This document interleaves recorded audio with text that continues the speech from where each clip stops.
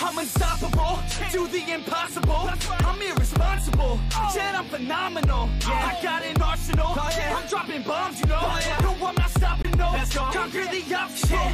To the top, here I go, think I'm chosen to be the king of rock, think the people have spoken. I can hear the tick-tock of the clock, I'm in motion. So now I'm gonna pop, causing all this commotion.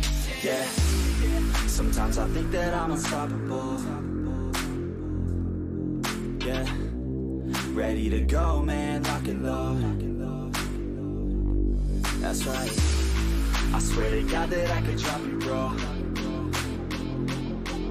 Yeah, I got a shot and I ain't stopping, no. That's how I know that I'm unstoppable.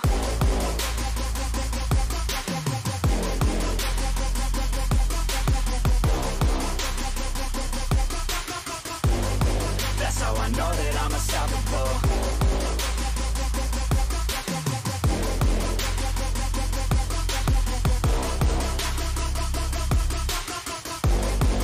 Yeah, let's go. I don't care what they all say. That's right, I'ma do this thing my way. Let's go. Been grinding hard on it all day. Okay, we work hard, then we all play. Yeah, I'm addicted to the grind, man. That's right, so I refuse to waste time, man. Yeah, one day it all will be fine, man. Let's go. Gotta commit to the climb, you know, man. We're back with the Guinness, setting records every minute, every track. In addiction to the fact that we're winning, still we lack, something's missing. Need a track that is hitting, making racks, making millions. That's the mission. I don't waste time, no, I make time. All these people wanna hate, fine, I'ma make mine. While you sitting there complaining, I'll be training. While you sitting there just waiting, I'm creating. Yeah, sometimes I think that I'm unstoppable. Yeah, ready to go, man, lock and load. That's right, I swear to God that I could drop you, bro. Yeah, I got a shot and I ain't stopping, no. That's how I know that I'm unstoppable.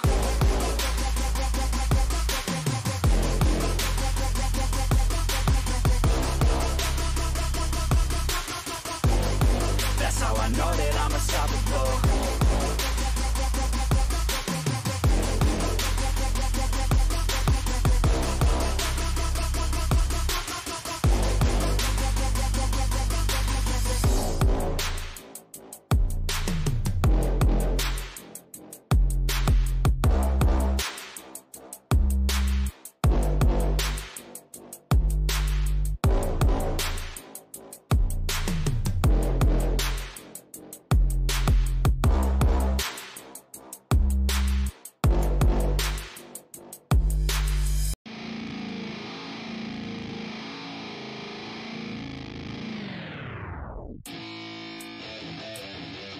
Yeah, let's go. I'm unstoppable, do the impossible. I'm irresponsible, yet I'm phenomenal. I got an arsenal, I'm dropping bombs, you know. No, I'm not stopping, no. Conquer the obstacle. To the top, here I go, think I'm chosen to be the king of rock, think the people have spoken. I can hear the tick-tock of the clock, I'm in motion. So now I'm gonna pop, causing all this commotion. Yeah, sometimes I think that I'm unstoppable. Yeah, ready to go, man, lock and load. That's right, I swear to God that I could drop you, bro. Yeah, I got a shot and I ain't stopping, no. That's how I know that I'm unstoppable.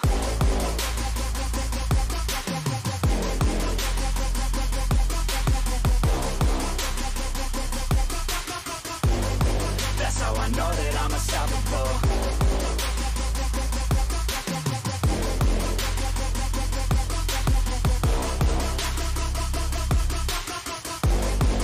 Yeah, let's go. I don't care what they all say. That's right, I'ma do this thing my way. Let's go.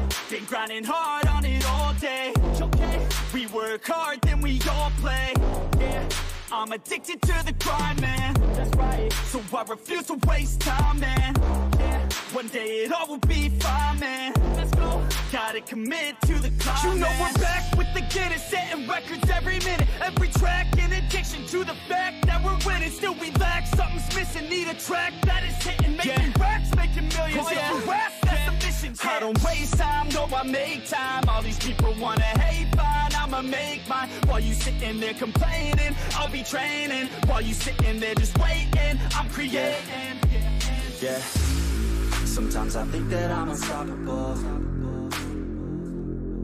Yeah, ready to go, man, lock and load. That's right, I swear to God that I could drop it, bro.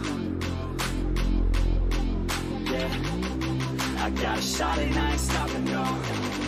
That's how I know that I'm unstoppable.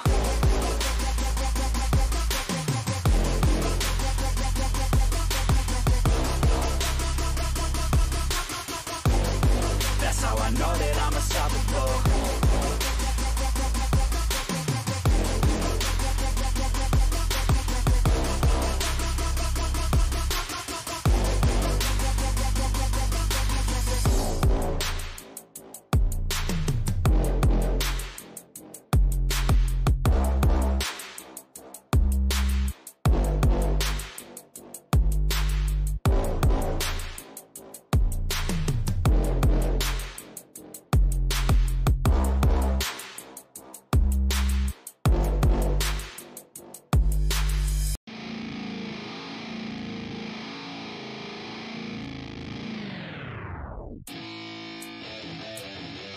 Yeah, let's go. I'm unstoppable, do the impossible. I'm irresponsible, yet I'm phenomenal. I got an arsenal, I'm dropping bombs, you know. No, I'm not stopping, no. Conquer the obstacle. To the top, here I go, think I'm chosen to be the king of rock, think the people have spoken. I can hear the tick-tock of the clock, I'm in motion. So now I'm gonna pop, causing all this commotion. Yeah, sometimes I think that I'm unstoppable.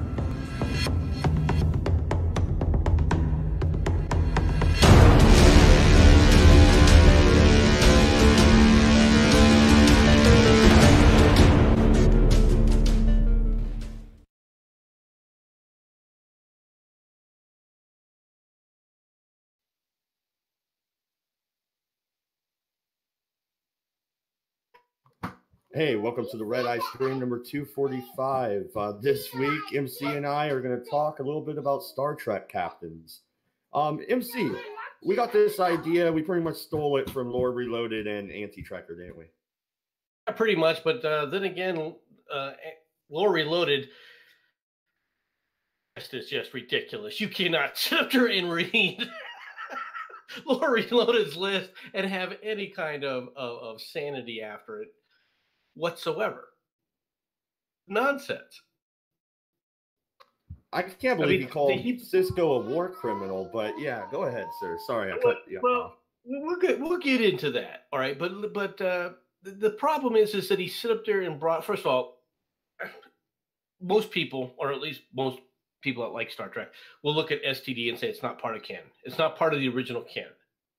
Good reasons for that, because it sits up there and acts like it's not even part of the same friggin' universe. It breaks all the continuity that was ever created, all right, and at least attempted to look at, continue with Deep Space Nine, with Voyager, with the Next Generation. They just went in there and totally destroyed it. It destroys all the canon. So I'm of the opinion, and always have been, that it's not canon. And I don't care what CBS says it is. Fine, you take that and you could sit up there and try and make a case, but to come back and say your number one captain of anyone is Lorca?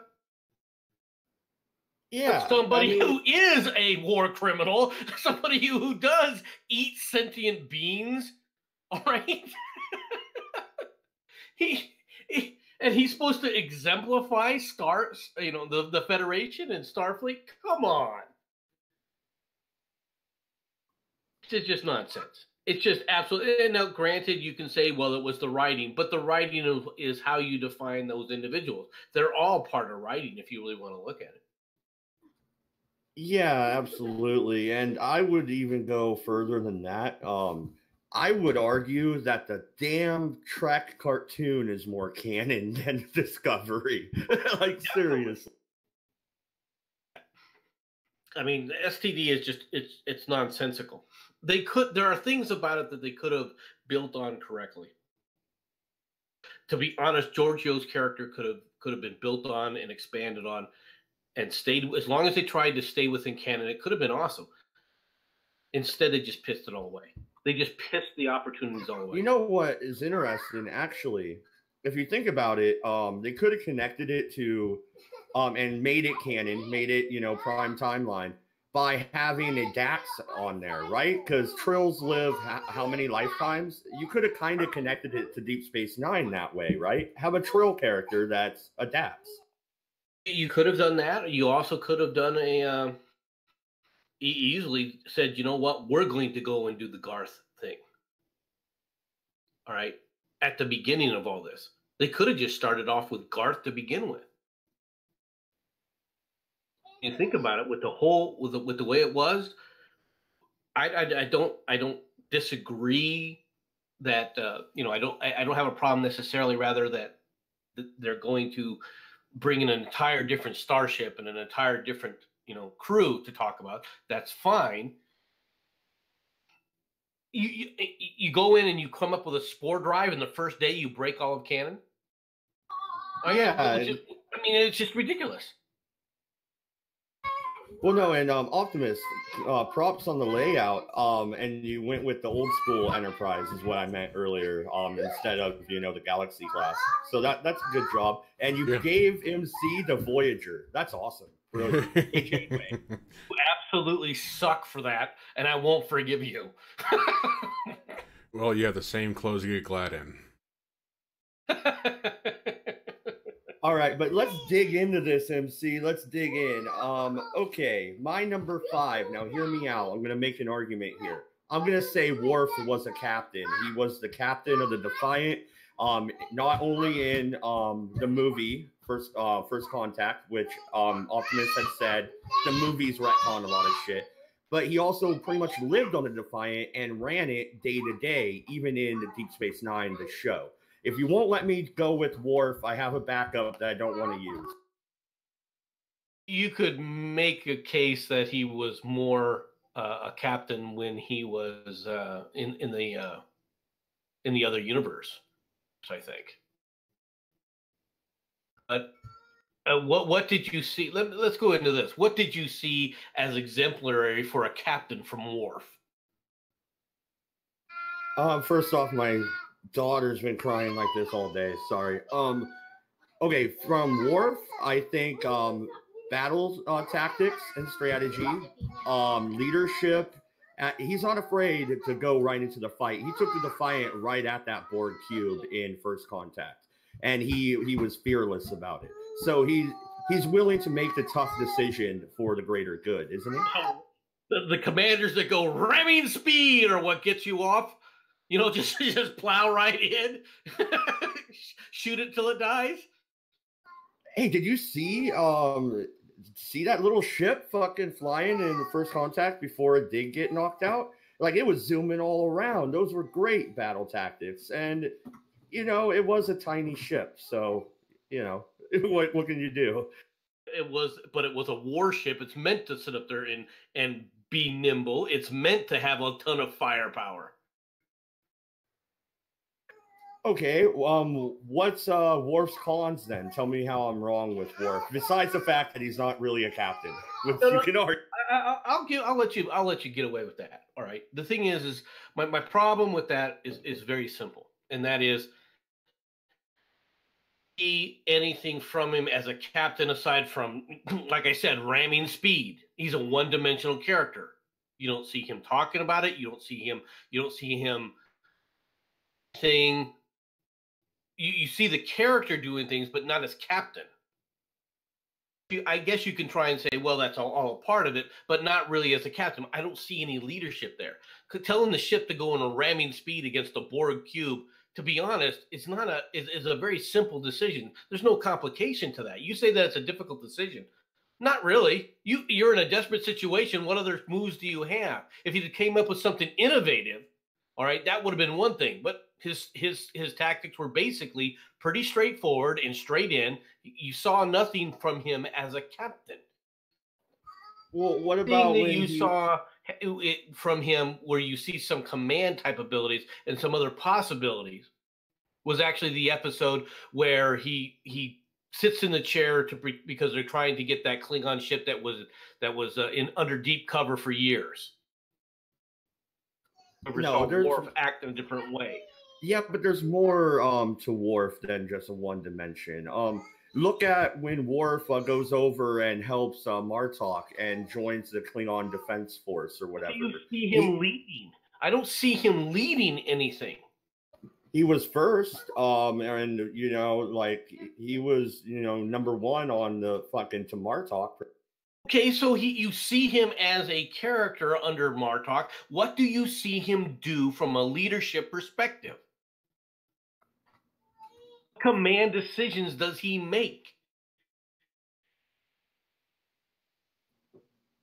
All right.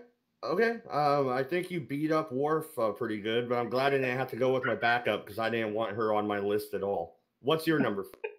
my number 5. Commodore Wesley. TOS. Wait a minute. Wait, did you just say Wesley? My internet must have cut out. I said Commodore Wesley from TOS. Oh, not Wesley. Okay. I got scared. I was like, holy shit, MC has lost his fucking mind. No, I'm not talking Wesley Crusher or Wesley. During the M5 experiment, okay. By the guy, you see the fact that he takes the battle simulation, all right, completely seriously, produces, all right, unscheduled battle simulation for the M5. You see him going, okay, I'm exploring this entire thing. And then when the M5 finally goes berserk, you see him get surprised, pull back like a commander should, regroup, and then come back in, and yet at the same time is willing to say, okay, wait a minute here. There's something odd. Let's not go ahead and destroy the Enterprise. You see multiple levels of command of what he's doing and as he's thinking through the situation.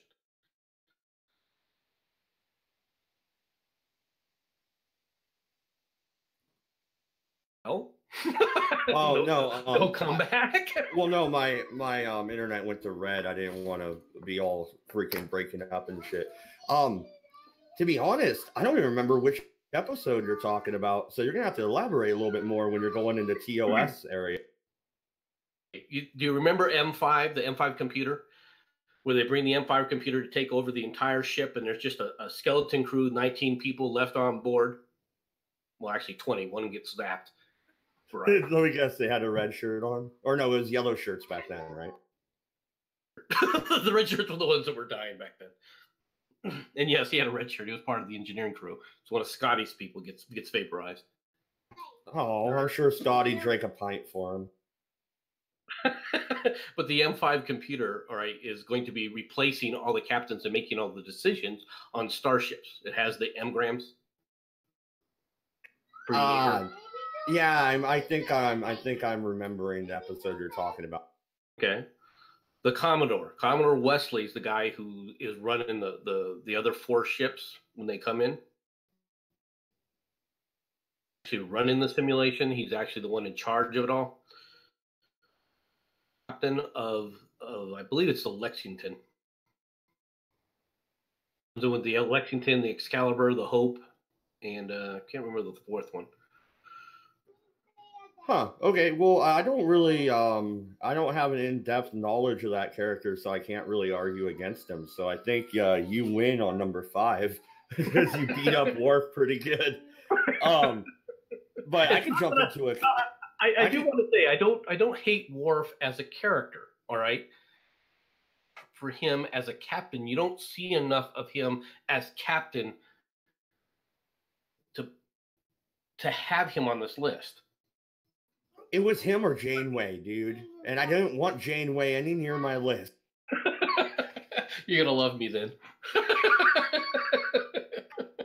But no, I'll go to number 4, Archer. Okay, go ahead. Tell me how he's a war criminal. I say he did what needed to be done, and they had cut a hole through the earth from one end of North America to the other. Remember the Xindi weapon? Yeah, Archer remembers, and Archer whooped some motherfucking ass. Archer deserves to be on the list. I have him higher. All right. And I don't consider him a war criminal. Like a lot of people, you know, people act like there's a lot of decisions that he makes. There are decisions that they make in with Archer that Archer makes that I totally disagree with. But at the same time, I've never considered him a quote unquote war criminal. You know what? I don't necessarily disagree, MC. If you're thinking what I'm thinking of, when they enter the Briar Patch, he fucking gets attacked and they get shit stolen, and then you wait until the middle of season 3, and now the Enterprise has to rob somebody, right? That's what you're talking about. I think that was the right move. I would have made that move well before Archer did. I'm actually referring to the one where he walks away and he doesn't help the colony or those people that are dying of the genetic disorder. There's the two races there. That's the one that I think he made the wrong decision on. The fact that you're not a part of, you know, that somehow you're outside of nature, and the whole thing is, well, we have to let nature take its course. How are you outside of nature? That kind of philosophy to me is just completely nonsensical.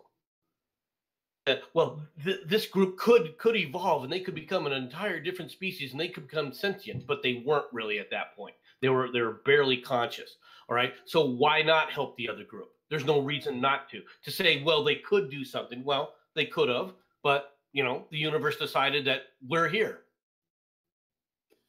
I don't agree with this idea. Sitting back. Go ahead. Go ahead. Finish. I cut you off.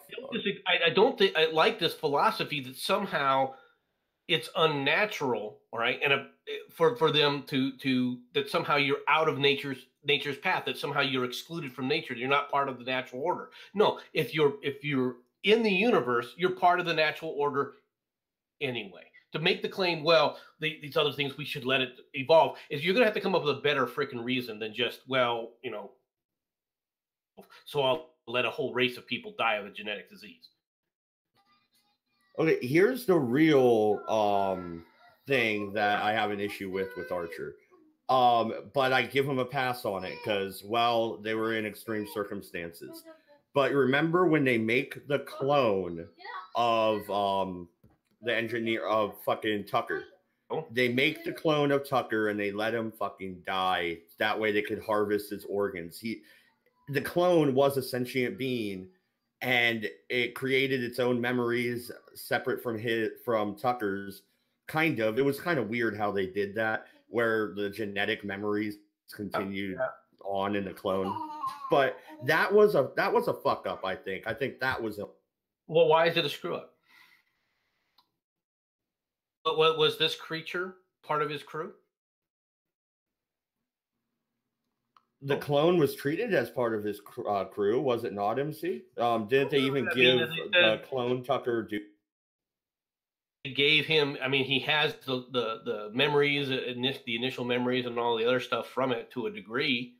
All right, but the reality is the clone's going to die. Is not part of the crew because the real crewman is sitting over there dying, and the whole purpose of them creating him was so that they could figure out a way to save him. Well, the reason. He's more of an artificial being, in my opinion, than part of the crew. Yes, don't get me wrong, he is sentient. But at the same time, they talk to him, and he basically sits up there and goes, well, I don't want to go, but it is what it is. It's a Faustian choice. But it's a Faustian choice where you've got to make... Okay, you got to understand that. Just to interrupt here, Tiger Lily just donated 5 with the whole cheers thing. Thank you, Tiger Lily. So the whole idea is what if I'm in a Faustian choice, and the idea is the whole crew dies, all right? Other being dies, lives make. It's a pretty simple decision, don't you think? Well, I don't know if it is a simple decision because the clone of Tucker didn't necessarily want to die. They wanted to live, and they even professed to be in love with the Vulcan chick, Paul. Yeah. With all due respect, number one, this is a command. But real quick, this is what I think. The reason I give Archer a pass on this is I don't blame Archer. I blame Phlox. Phlox did it. He actually created the clone. He actually killed the clone, and he actually harvested what was needed for Tucker. How much longer was the clone? Or Trip, or whatever. He had accelerated growth, right? So exactly. I don't know. So how much longer? What, another day or 2 or 3? With all due respect to the clone and in his viewpoint of the world, okay, he wasn't going to live any length of time after this anyway. If you're the commander and you've got to choose who dies, the whole crew, or you sacrifice someone, guess what? World commander, and you know that your sacrificing yourself isn't going to fix this. Then you've got to make that choice. People sometimes, I'm not saying that these are choices that are fun to make or choices that wouldn't haunt you, all right, because they are Faustian types of choices. But in reality, you're going to go back and go, I wish I hadn't done that, but you're not going to sit up there and debate, well, did I make the right choice there? That will not come back in your mind. You will just sit up there and go, I wish I didn't have to make that choice. To me, those are fairly easy choices. You're making, and you don't know what the results are going to be, all right? And you make a choice and it gets a bunch of people killed, regret. Not a choice that you make to save crew. Yeah, no, and Jensen, will you type in the Redeye stream and tell Farty when we open it up? Yeah, thank you, buddy. No, MC, I'm surprised you have Archer higher on the list. I'm kind of interested in knowing where you're going to put him. So maybe you should throw your number 4 out and we'll finish up with Archer when we get to him on your list. My number 4 is the one you hate. That's Captain Janeway. Right? Make your case. Janeway is deliberate. Prioritizes the crew's safety in a situation that is absolutely unexpected. And whether you like it or not, she makes a lot of the right decisions. She makes some dumb ones, don't get me wrong. Right decisions to get her crew home, and she maintains her priority, or focus on that priority of getting her crew home. Don't do that. Most people will sit up there and waffle back and forth and make other decisions. She's also willing to sacrifice her crew if she has to, then she can't do it herself. But if she can sacrifice herself, she's willing to put herself out in the line. All right. Is that what you got? Because I got a few things to say about. I'm waiting to respond. Go ahead. Okay, all right. Here's the thing. First off, she waffles back and forth on almost absolutely fucking everything. This bitch can't make up her fucking mind. She is in a perpetual state of fucking hormonal imbalance. I don't know if she's going through menopause, having heat flashes. I don't really care. I don't want this chick as my damn captain. Absolutely not. First off, she doesn't set her goal on getting home. There's many times where they could actually get home that she doesn't do it because she doesn't want to break the Prime Directive. She doesn't want to mess something up. Even though they end up breaking the Prime Directive and trading technology. And then when they find another Federation ship lost in the same way. Let's talk about the Prime Directive. Where does she break the Prime Directive? She sells weapons to the fucking wannabe Klingons, so the fucking Delta Quadrant. Okay, so actually, the same similar situation happens when they got caught in a nebula, right? They're trying to escape it, but it's a dead zone. No stars, no nothing. The only way that they can get out is if they all work together And that, in a form, is breaking the Prime Directive by trading technology, weapons, and stuff like that in order to work together. The whole purpose of the Prime Directive is quote unquote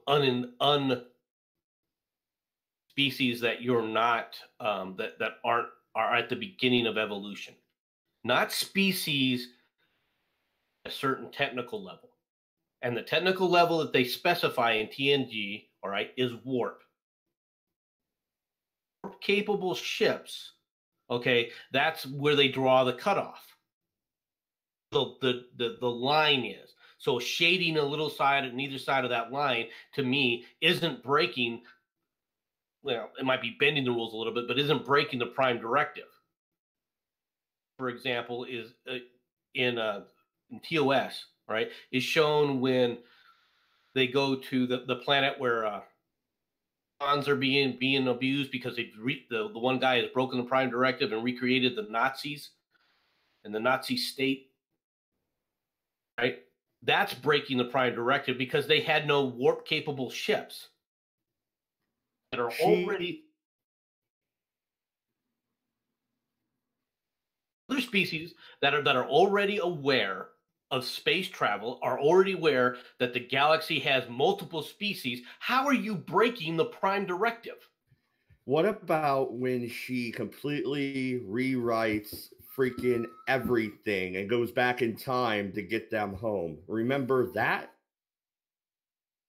The time episodes of Voyager suck. That's how they close the whole show, though. MC, we can't forget about that. I haven't forgotten. She breaks all the rules.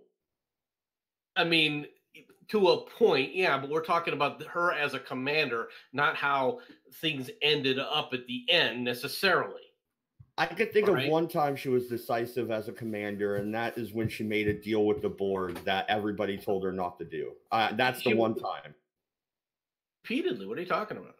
She's the one sitting there saying, when people are saying, well, I want you to pull back here, or shouldn't we pull back here? She makes that decision. No, we're going to stay and do this. We're going to stay and do that. She makes those decisions constantly. Where you're making that kind of comment.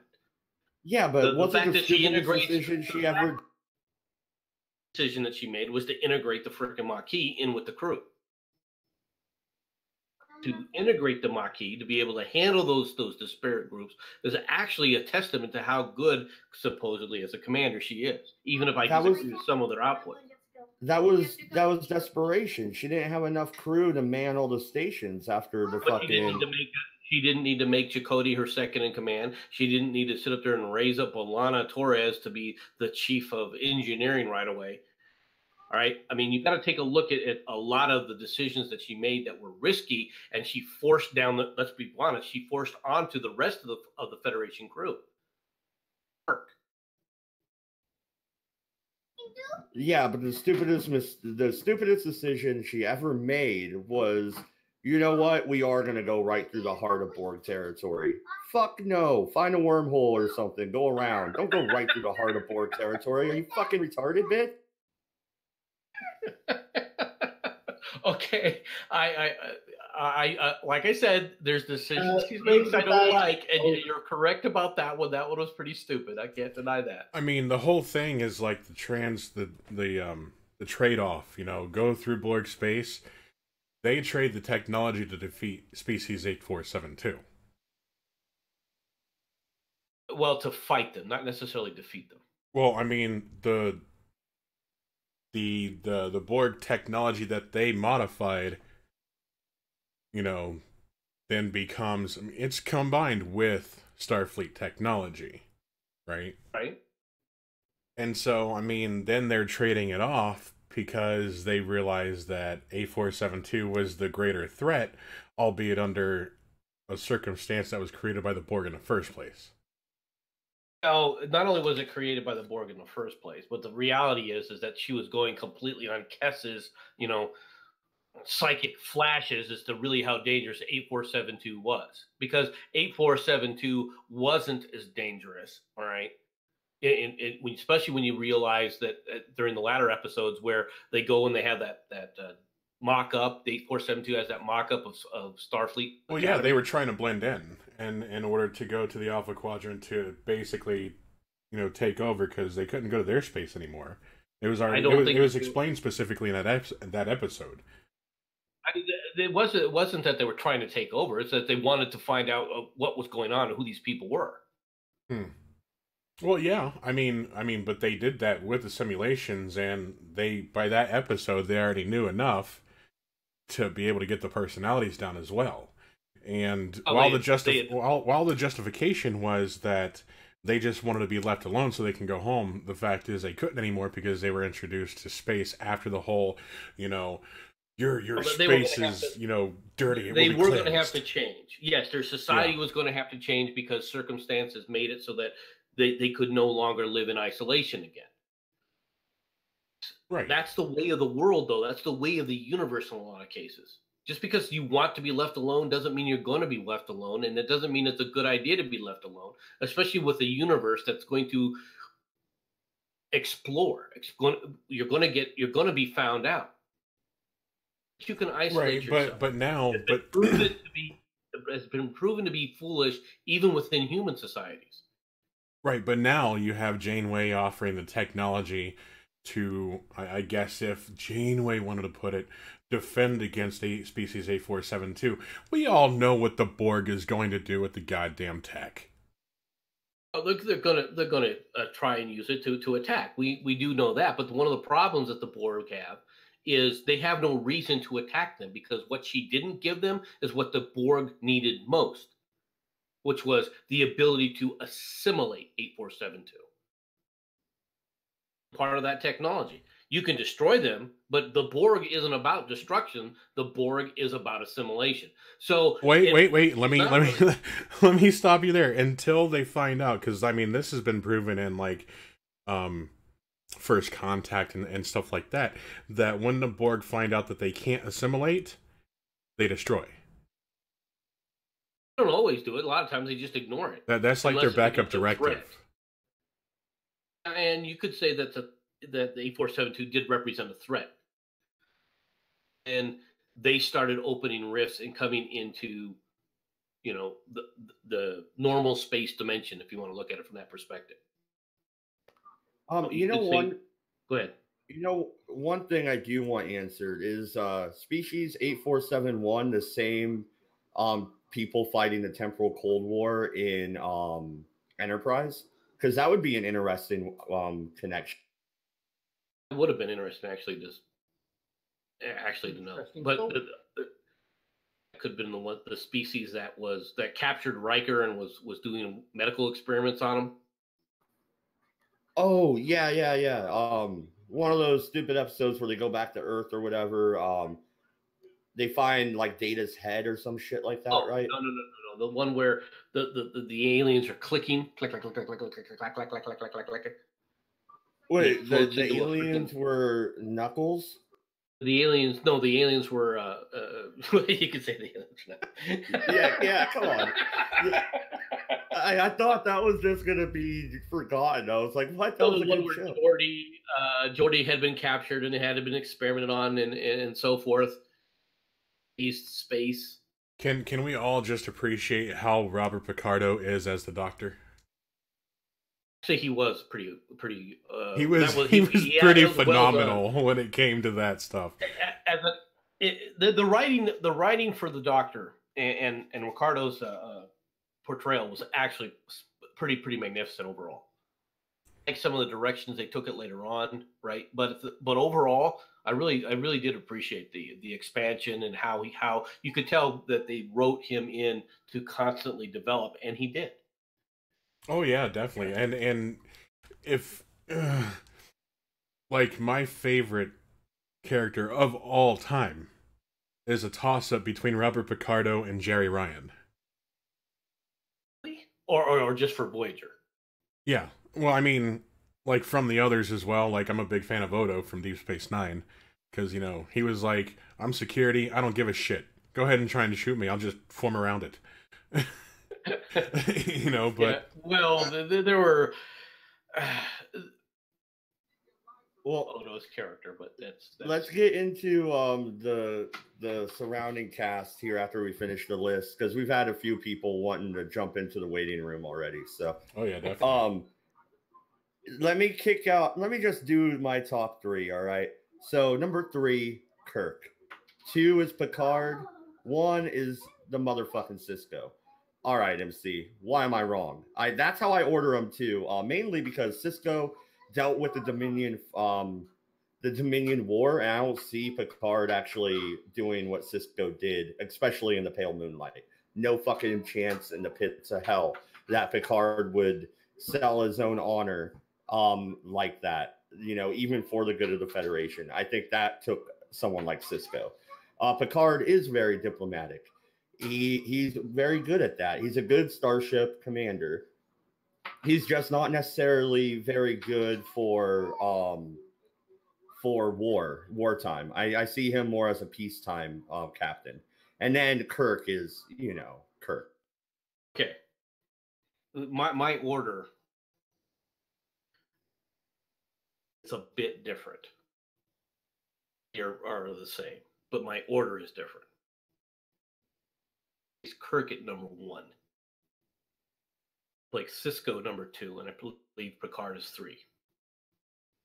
And the reason I leave Picard below Cisco, all right, is because Picard, dramatic, but to be honest, necessarily used his crew's talent to their utmost. One of the best starship, navigators around. Time you really see him in that kind of a role, that part of his talent isn't when charge. All right, it's actually when Jellicoe's in charge. Find out of the other talents that these guys have. Maximize one of the roles as a commander that's important for you, right, is to maximize the talent of your crew. That's number 1. Number 2, the other problem is all of the other characters. For example, Worf. Worf is mentored by who? Riker. Gets very little mentoring by freaking Picard. Really, Picard will come up and have some discussions with him about what it means to be a Klingon and a Klingon warrior, but the mentoring about how to be a commander, how to grow as a commander, Riker.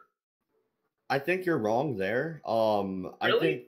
I think that's more Cisco. And if you look at who was at his wedding, I get it. It's because they were on different shows. But they could have got fucking, they could have got Patrick to come in for, Worf's wedding. He would have probably. I'm not going to say Cisco does sit up there and help Worf out. I will agree with that. He does sit up there and mentor Worf as well, right? But the first mentoring you see is from Riker, not from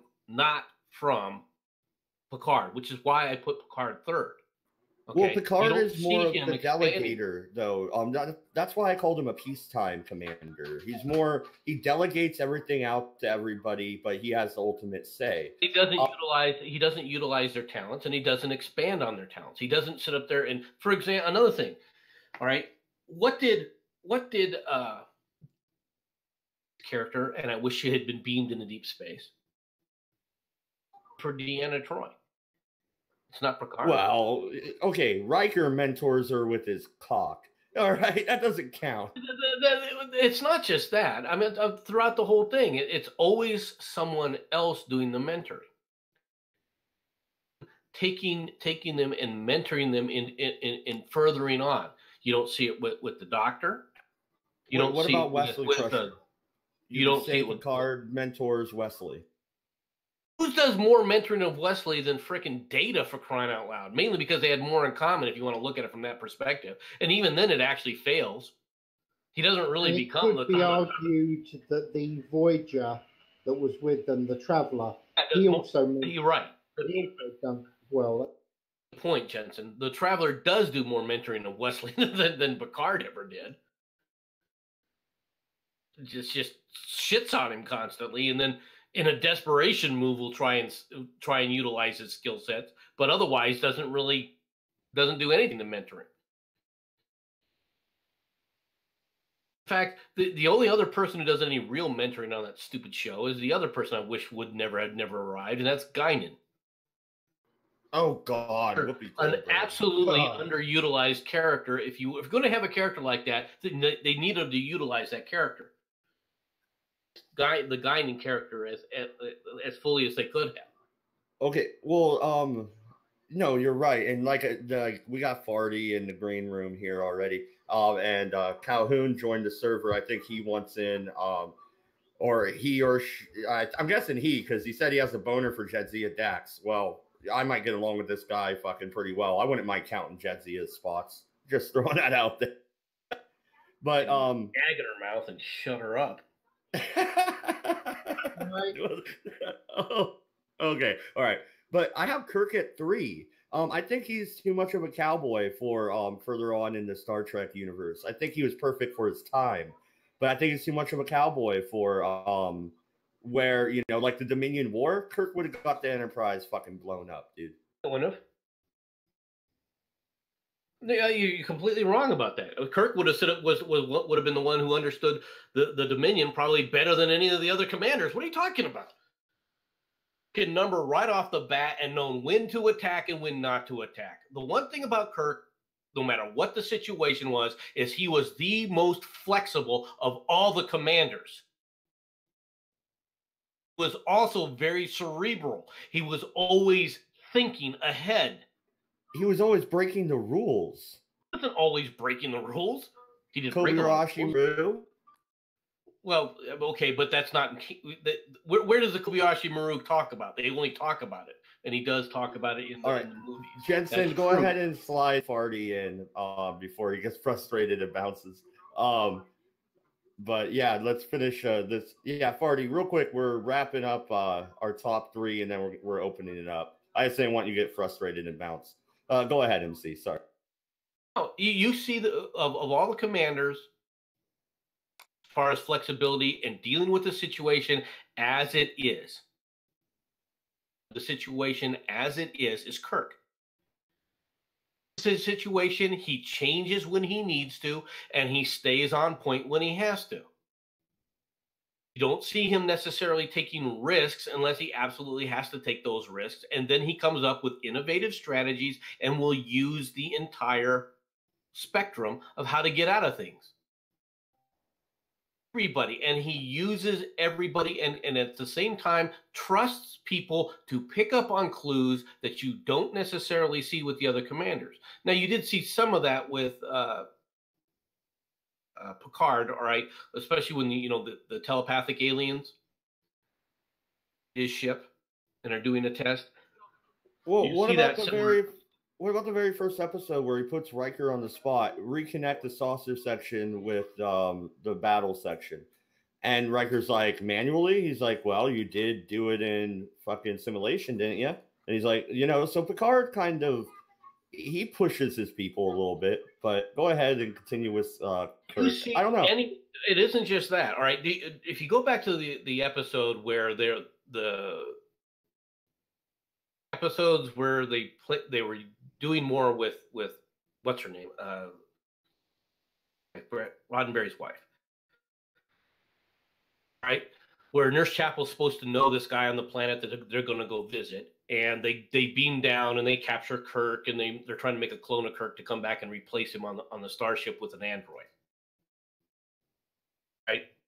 Where Kirk is, they're getting ready to an android, and he basically causes him to turns the android into a racist against Spock so that he can warn Spock that this is not Kirk.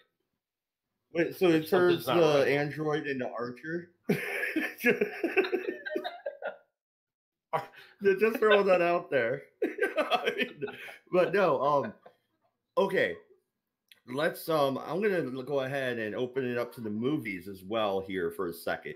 Look at Kirk in Star Trek The Wrath of Khan, and then look at Picard in First Contact. Which one would you rather? Two separate situations. They are completely. They are separate.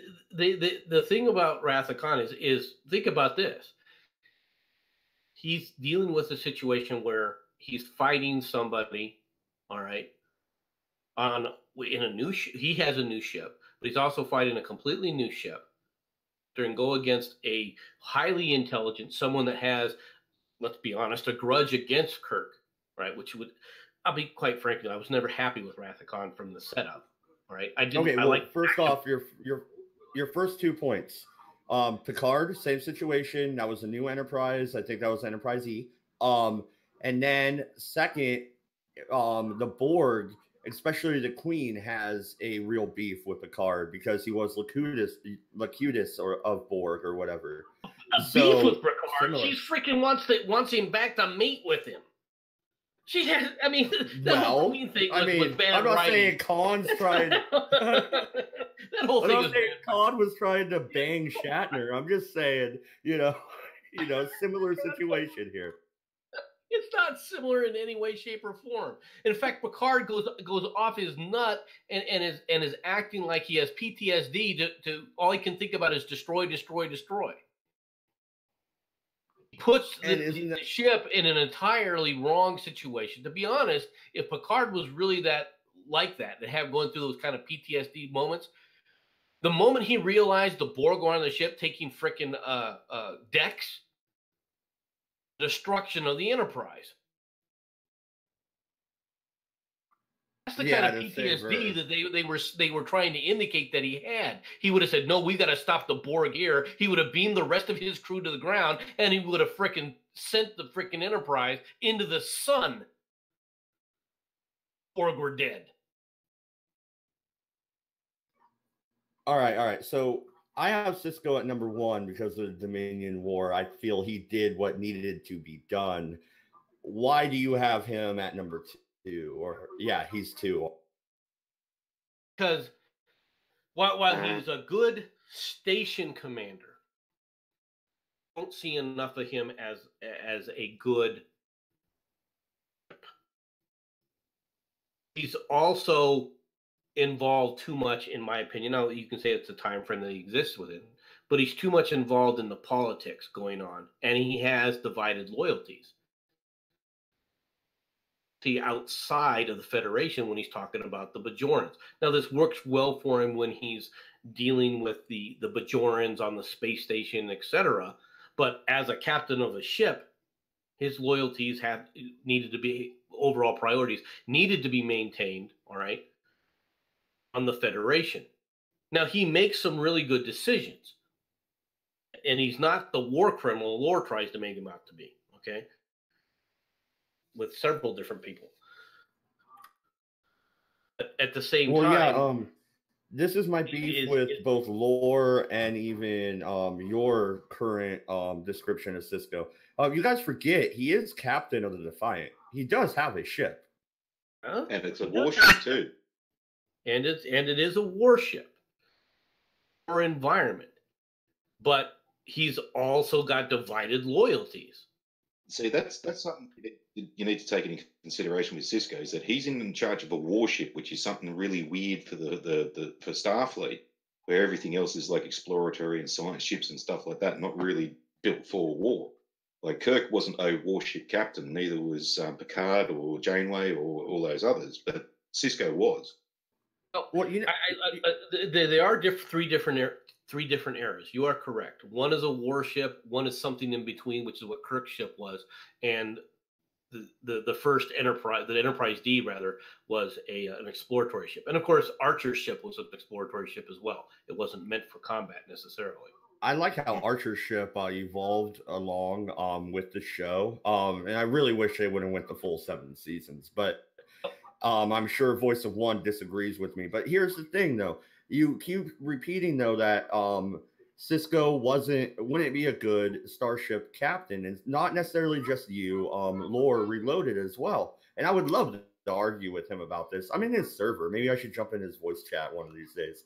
Because Benjamin takes the Defiant not only into the Badlands all the fucking time, or all the way to Cardassia, all the way to Earth. He goes through the wormhole in Defiant quite a bit. He's only starship captain in the Federation with a cloaking device. He's the only ship with a built-in armor plating. And yeah, but that doesn't make him a good commander. Just because his ship has these capabilities doesn't say anything about him necessarily as a commander. And as a wartime commander, I would agree that he is very good. But overall, his decisions, all right, and his tactics, his ability to lead, you know what decisions he's going to make. You can predict, he's very predictable. All right, with one exception, and that is, to be honest, when he's talking about himself as the emissary. Or in the pale moonlight. But go ahead, voice. Go ahead. You're chopping at the... No. Here's the thing, Matt. Sisko came back from attacking the white plants, where they're making the white for the Jem'Hadar, and he brought the ship back in pieces. He cross-landed it a second time, and had to fight off the Jem'Hadar and the third time, what happened to him? I know he crossed it a third time, so yeah, him taking out the Defiant isn't something to boast about. He did lose the Defiant as well. Hey, yeah. Granted, it was a war situation where they surprised him with a surprise weapon. I'll grant you that, but the Defiant did get destroyed under Sisko's watch. And MC did Riker steal it as well? No, that was Thomas Riker. Yes, he did steal it. Yes, he stole it as well. So when it comes to, I would, if I had the power that Optimus has right now, I'd be putting a GIF up there of the Enterprise during Generations crashing into the planet. Just throwing that out there. Well, I thought it got completely destroyed under Worf's command during fucking First Contact. Oh, it was heavily damaged, and they went back to repair it. They do kind of hint at that. All right, but the destruction of the Enterprise in Generations, all right, is totally of lack of security. All right, hard. Which is another knock against him. I should have remembered to bring that up. Generation completely fucks with the timeline because Kirk said previously that he knew that he wasn't going to die in a particular situation because he wasn't alone. He knew he'd die alone. And then in Generations, he dies with Picard. Yep. Yeah, that was them not keeping consistent. That was... like that. Hey, well, technically he did die alone when he went into the Nexus, so he wasn't dead when he was in the Nexus. They brought him back to the frickin', 25th century. Yes and no. I mean, the Nexus is weird. But yeah, we'll avoid talking about the Nexus. How about that? We'll agree to avoid talking about it anymore. Because be perfectly frank about things. When it comes to the time travel crap, the exception of just sticking strictly with the Xindi arc, all right, and you're just more or less not really time traveling, although they did do it a couple times. As long as you're dealing with it from that standpoint, it's okay. But if you get too wrapped up in that time travel stuff, it's a playground. It's a playground for writers, and writers write in whatever the hell they want. And the reality is they start breaking canon without even realizing it. It's very easy. There it is, the Enterprise crashing into the ground. Well done, Optimus. Nice. No, I'm looking at the chat. Okay, so Calhoun says Deep Space Nine has, it has Jadzia, Kira, Ezri, and Sisko who punched Q and was the architect of the defeat of the Dominion. He follows that up. Sisko is above Picard, but not necessarily above frickin' Yeah, no, and he follows that up with, mate, bring on the fact that the entire strategy of defeating the Dominion was 199% Sisko using Admiral Ross and Martok. Yeah, no, there is no defeat of the Dominion without Sisko. That's why there's no defeat of the Dominion without Sisko. If Sisko had acted like a true commander, he would have prevented the invasion of the frickin' Dominion into frickin' Federation space. They would have secured that end of the wormhole with mines long before. And any ship that came through, you would say, stop where you're at. We're going to tell you through. You come through one at a time. Nobody comes into our territory unescorted.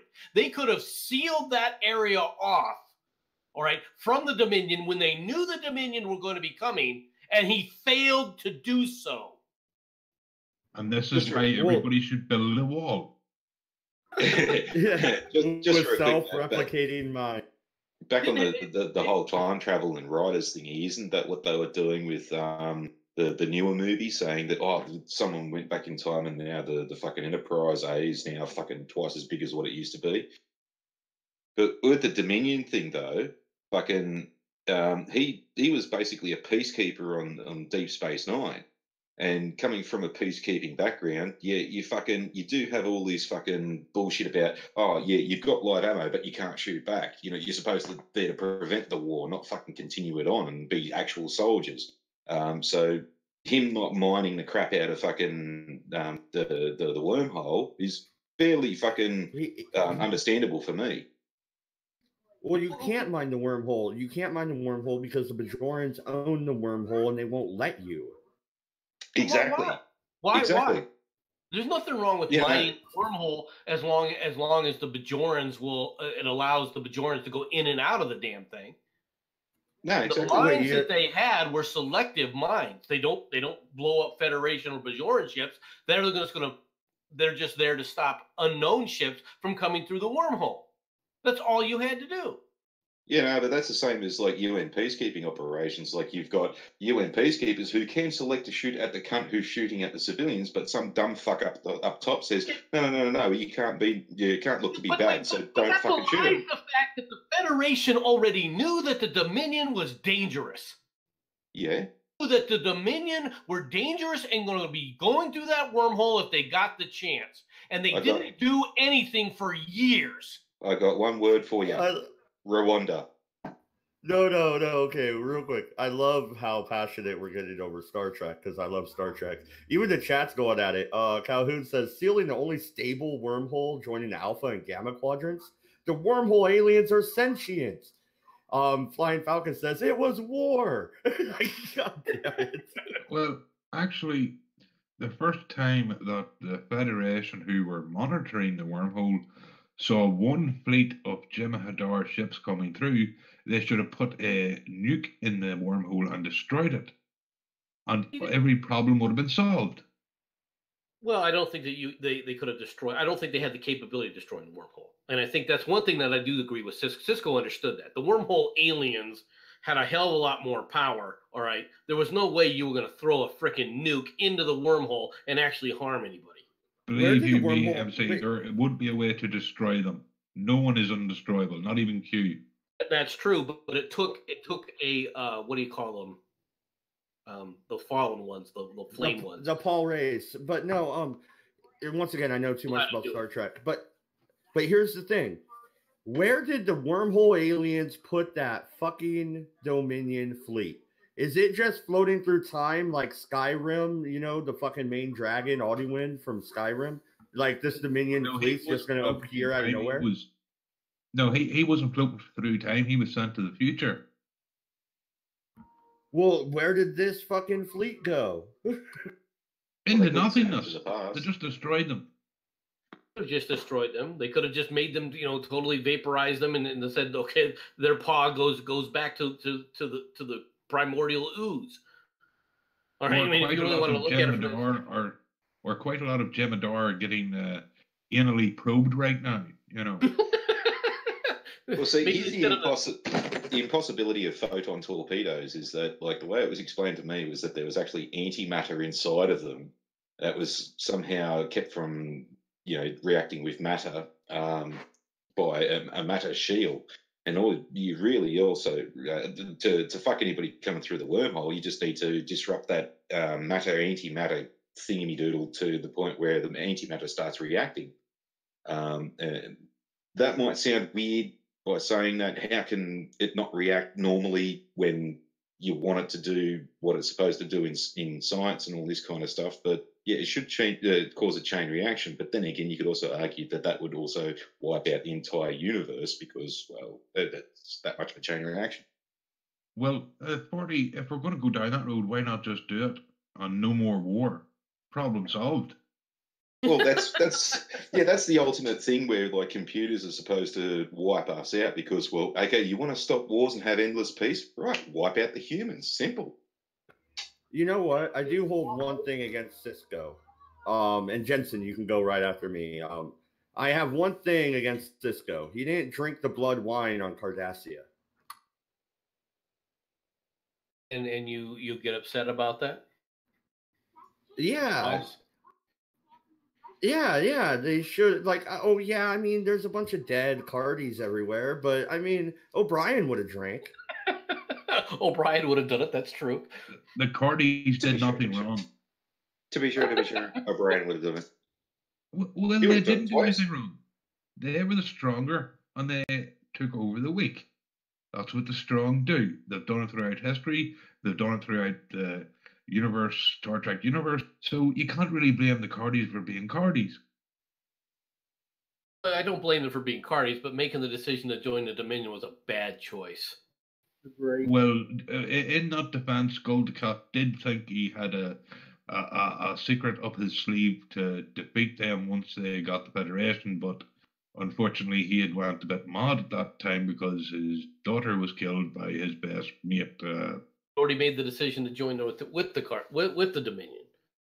Yeah, well, let's be honest, he wasn't exactly the most stable Entire person race in the for world. his own personal power, and it cost him his family and his sanity for a while. And that's a good lesson for everybody who wants to become a dictator. Jensen? Actually, I was agreeing with pretty much what people were saying. I would just like to bring up one other character from the Star Trek universe that no one seems to talk about much. And that's the little paedophile Neelix. I'm Ooh, there goes the demonetization. right, fight me on this. The guy was trying to bang a 7-year-old. What the fuck? She wasn't 7, Jensen, she was 1. All right, first of all, it was Kess, and they have what was their lifespan? 14 years total? No, 9. It was the ones who were living on the station with the female caretaker that lived to 14, but they only lived to 9 on the original problem. Well, there's my point. The dude was after someone a wee bit young. I mean, I'm sorry if this may head towards the old demonetizing and whatnot, but come on, the hairy little twat. She wasn't an adult for her race. No, Jensen, it was okay because here they're actually Islamic. Oh, okay, I take it as Well, yes, they did live on a desert planet, so... Well, no, I'm looking at the chat here, and Calhoun says Martok hold all that blood wine, I'm gonna add all the fucking way to Cardassia Prime, but Cisco got depressed. That was emo. Cabby says Neelix was a pedo.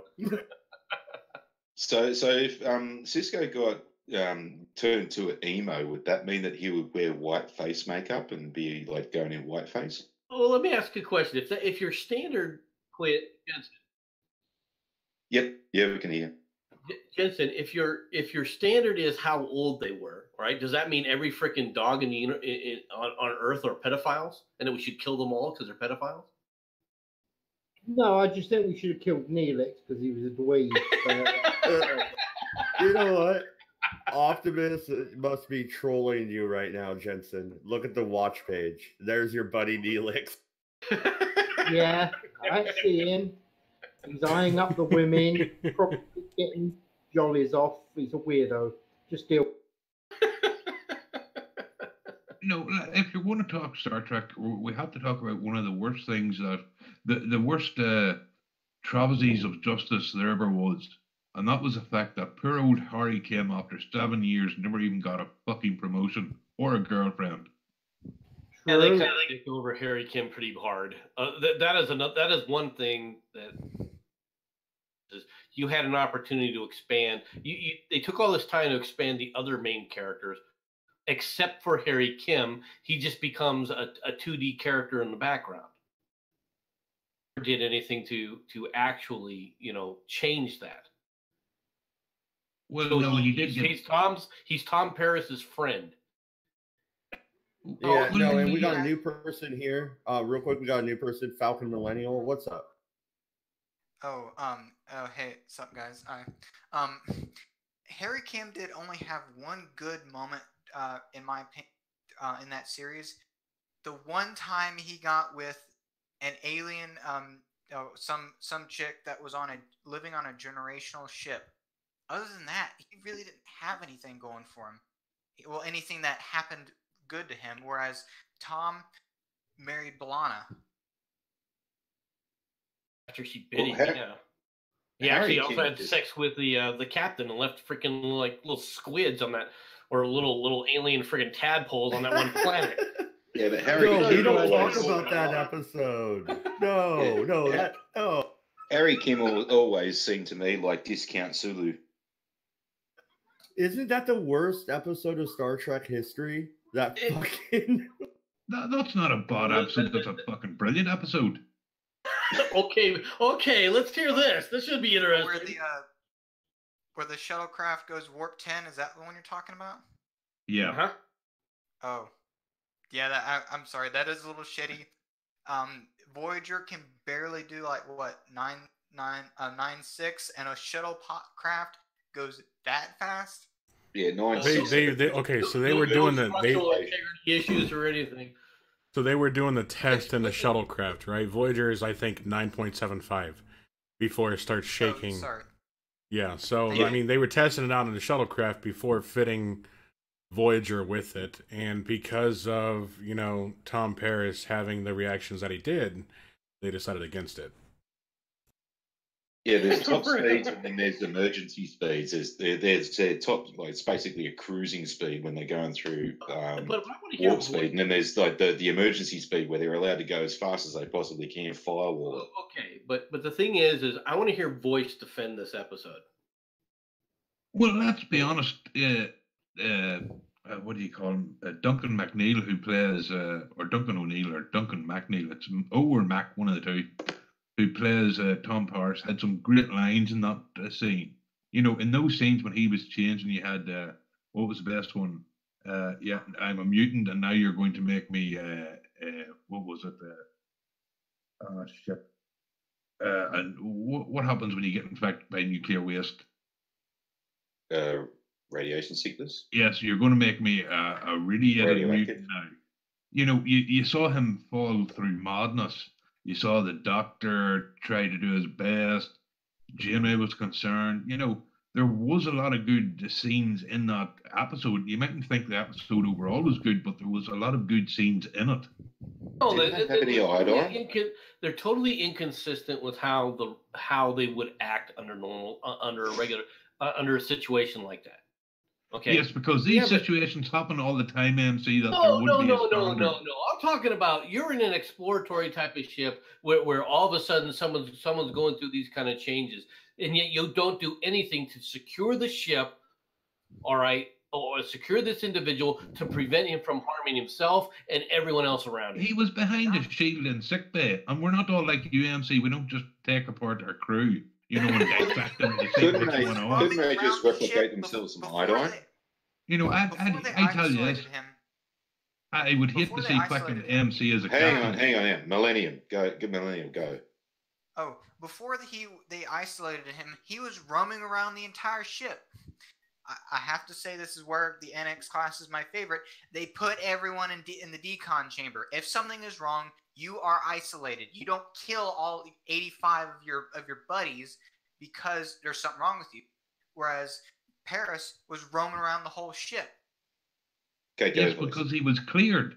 The doctor cleared him. This was something that was happening on such a microscopic level that they didn't catch it the first time. So the doctor's a fucking hologram, Voice.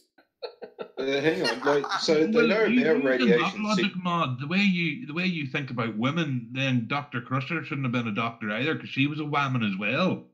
Hang on. I'm No, surprised but you're they, afraid of women, they man. know. Hang on, they know about radiation sickness. Why couldn't they just replicate themselves in fucking iodine? Well, you and would also, think that here's the thing, after you a don't- series of these accidents that they've had with the transporters, that they would have long ago sit up there and figured out, you know what? We realize that you're having problems and there's issues and we can't save you. We'll just beam you back to a separate time and beam you back into a body. You might not remember things, but at least you're alive. Not only that, but radiation, as far as we know it here on Earth, his hair would have fallen off, his skin all would have fallen off. He would have been throwing up very violently before he goes crazy. Actually, that depends on how bad, because there's the elephant's foot in Chernobyl that is so radioactive, 5 minutes and you're pretty much dead in a couple of days. Well, actually, Well, within less than, I think it's 90 seconds of exposure, and it is guaranteed you will be dead within a day. No, Okay, that's a weird. yeah, but Falcon, 5 minutes you're dead pretty much All right, before the let elephant. me explain to you guys how hang radiation on a minute, actually works. Falcon 40, you're doing what MC does. Do not bring logic into Star Trek. It's science fiction. All right, Well, first of no, all, let me explain something. Like, real quick, guys, it's science MC. fiction. MC, before you correct them on radiation, here in the chat, me and Matt were talking back and forth about there not really being a good Star Trek game. STO is pretty good, but the ground battles suck ass. The spaceship battles are fun. But I want a big ass Dominion War fucking game where you're fighting, you're at the fall of Beta Z and shit. You know what I mean? That would be badass. But Man, you guys go ahead. It would be nice if you're looking at big a game, it's called Mass Effect. Now, The let me ask original. you, which goes to another question. All right, if the Jem'Hadar had taken over Beta Z, how soon would it have been before all the Beta Zs were killed off? I don't know. Okay, I have a book which isn't canon, but it's about the Dominion War, and it tells Roxana and Troy's point of view from being on Beta Z at the fall. And it doesn't sound like they were doing mass executions or anything. But it is a pretty interesting book. You're dealing with a group of telepaths. All right, you would try to wipe them off the face of the immediately. These are some of the more dangerous creatures that the Federation has. Yes, when they did all that, your secrets. and actually, MC, that's what the Shadows did to the Norn in Babylon 5. They killed all the psychics straight away. They did. That's true. But let's talk about radiation for a second. Radiation obeys what they call the inverse square law. Shut up! I want to hear. Real Which means funny, we're talking science fiction and you don't want to hear anything about science? No, because science fiction has nothing to do with science fiction. Science has nothing to do with science fiction. Thanks. Guys, we might as well be arguing about Wordtide and Einstein's theory of general relativity right now. Please, MC. Yes, Garrick is my favorite character from Deep Space Nine. Like Garrick. Oh, here's a question since you brought up Deep Space Nine again. They didn't write it this way, but you could tell through the whole series of Deep Space Nine that Bashir was, engineered or whatever, bioengineered. Like, it's funny, though, because they didn't write that until season 4 or season 3. But the arc really makes sense for him being a fucking engineered person. Did they show that by him saying, "Hang on a minute, do your trick," and then he puts his hand out and gets a knife and starts going between his fingers with the knife? I'm sorry, but I have to go with Johnson here. I mean, fucking Bashir was a bigger pedo than fucking Neelix. I mean, let's be honest. Him and Garrick had a little fucking child ring going on in fucking that space station. What the? Oh, and Quark is running it? No. No, I said Garrick. Garrick, because he makes Bashir his little bitch, so. No, they just like to play James Bond together. It's cool. Leave them alone. Yeah, they all like to play together. Yes, we all know what Garrick and Bashir did together. And at the end of every James Bond episode, someone fucks somebody. Yeah, well, Bashir was never going to be able to fuck Dax, so he had to go somewhere. Barkley, boy, he needed to go somewhere because he had the biggest case of blue balls of any of the people until Esri finally. And that's after she's already sit up there and been with Worf, and so I mean, what's left? Do you want Klingon? If anyone in the entire franchise deserved to have another character introduced solely to be with that person, it was him. Well, no, do you want Klingon sloppy seconds? No. Okay. Think about who she was. She was already a Trill. She's already going to be comparing you to how many different lovers she's had throughout her freaking bazillion lifetimes that she's had? 8, 9, 10, 12 lifetimes? Well, that's all the lifetimes Dax has. Jadzia's only had that one. But still, let's be honest, Falcon. Jadzia was quite the slut. Let's be honest here. Okay, here's the best all-time episode of fucking Star Trek I've ever seen. Was that there was the Miranda, the Excelsior, the Enterprise D, and a couple of other types of ships warp into this place, and they saved 12 colonies after the Battlestar Galactica got blown up from 3 fucking Cylon fucking. Oh, hang on, that was fan fiction. Shit, but it was really good. Help! Exactly, Jensen. Help!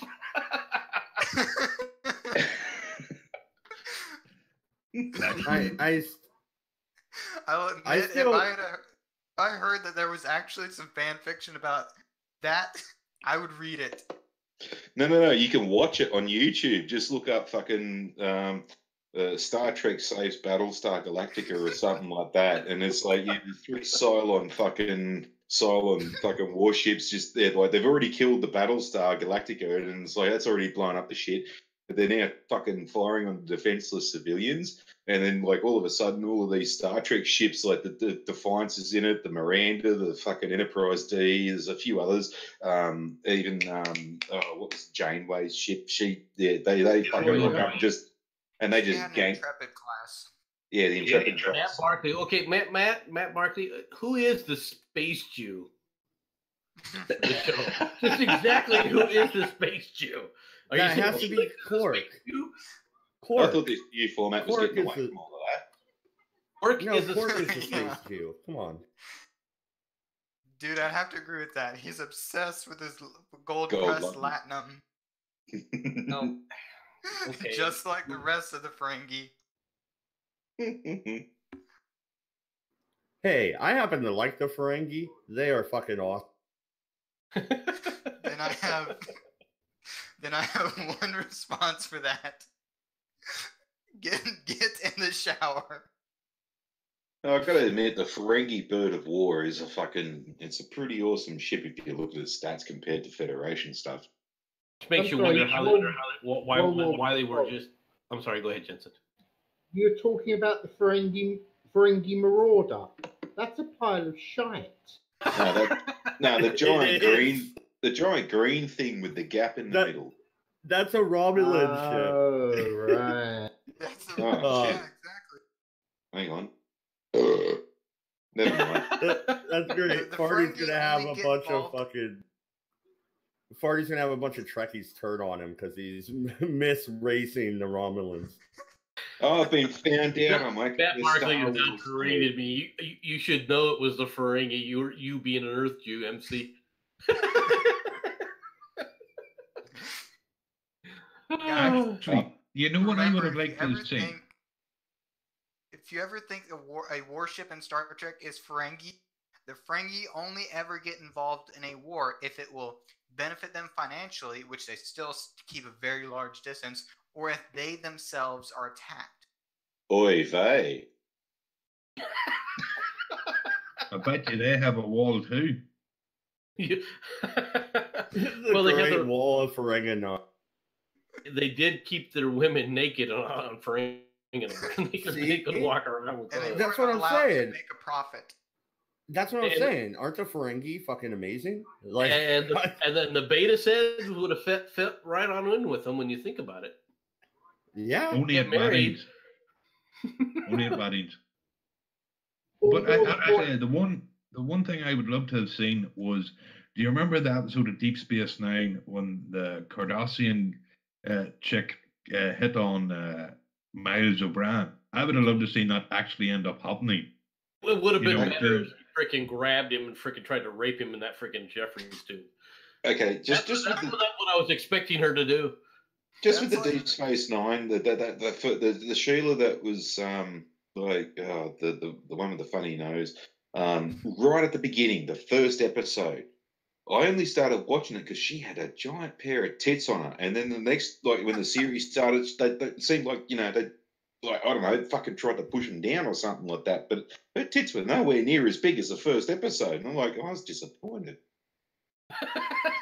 Go back to what MC was saying a minute ago. Were you expecting her to metaphorically pawn a Cardassian to metaphorically pawn far a human? Well, no, I know it's different species, but still. She would just rape him right there in the freaking Jeffries tube. I mean, she could then claim he sexually harassed her. The Me Too movement hit Star Trek. He sexually harassed me, so I had no choice but to rape him. But to rape is that? See, precisely, exactly. You pull that right up perfectly there, Optimus. Well done with Odo. Hey, I've been doing this the entire time. I've been taking cues, and I'm like, okay, look this up, look this up. And we lost him. Actually, do you remember poor Odo running away from Deanna Troy's mother? Yeah. Anyone needs to run away from Miss Troy. You know, Miss Troy should have. I just couldn't stand Troy. Troy's character should have died. They should have made Deanna Troy a big, fat, ugly Sheila because, like, she being an empath and a telepath and all this kind of shit, everywhere she went, all her mind would be, man, she's got a nice arm. Fucking, yeah, like the boink on them tits. Holy Jesus. Yeah, fuck that face. Yeah. She'd never get anywhere without anything done. Stay this freaking Nurse Chapel. I hope I'm not the only one here who thinks that dating an empath would be the worst thing on the planet. Yeah, it really would fuck you in the ass. What? No! No, what? What do you mean, what? No. No, I fucking read your mind. Oh, shit. So, shitting on your tits is out of the question then, too. I fucking knew you were thinking that. Oh. Any chance of it? No! I was just going to say golden shower. No! What about a normal shower? Actually, to go back to the AMC's earlier point, an entire planet of telepaths who don't know when they're going to be attacked. And worse yet, don't know how to defend themselves, apparently. But, like, yeah, could you imagine that? She drops her guts and then everyone is like, man, was that her? It's like, fuck, they know. Think about it. If you got a telepath like that, they're with the exception of possibly the shapeshifters, they're the ultimate spy. Actually, no, because if you have a look at that Buffy episode where she started being able to read every cunt's minds, damn near sent her fucking mad because she could read everything going on all the time and it just sounded like a shouting match. Well, that's where you have to learn how to filter. Like if you know what it's like to basically have a hearing aid on all the time, to where your hearing is like that. Yes, so if that's what Kal-El did in Smallville when he had. Well, he did do it and he did filter it out. He did exactly what Falcon said. So apparently, Superman is a better telepath than Beta-Zeds. Beta-Zeds are annoying. They should never have brought them into the Federation. They should have Jem'Hadar'd that freaking planet a long time ago. Okay, I'll give you a scary thought. Now imagine if the Borg had actually got hold of the shapeshifters. Enjoy. Well, Well, could they actually assimilate a shapeshifter though? Let's be perfectly honest. Exactly. I don't think there's any way to do it because the frick, for crying out loud, the shapeshifters could actually transfer themselves and make them into gaseous beings. How are you ever going to put a nanite in them? Exactly. Thank you, MC. I can argue that one. You are correct, except for one thing. If a nanite actually touched them, at that point they are screwed. They would literally have to stay gaseous all the time. Well, because they could make themselves gaseous. The nanites aren't going to necessarily become gaseous. For them make the nanites gaseous. That is actually a fair point. They don't give us enough details about what the nanites can actually do. So at this point, I will bow down on that one, but I'd like it noted that in most systems that put infective nanites in, it is generally taken as said that any gift you have, they have, or at least very, very quickly afterwards. Which is why they wanted to assimilate the species fuck off, the number of species. 847 fucking, I don't know, species 1488. 8472. I know that, right? They're my People sound second like the Borg favorite. now, talking over each other with numbers. Their second favorite. What's your first favorite species then? Borg. The Borg? Borg are not a species. Question. They become one, don't they? Well, that becomes a problem that the anti-trekker actually brought about, because initially you see the Borg children being born, recreating themselves, and then the next thing you know is they don't do that. They just take different species all over and assimilate the species. Well, actually, they do both, MC.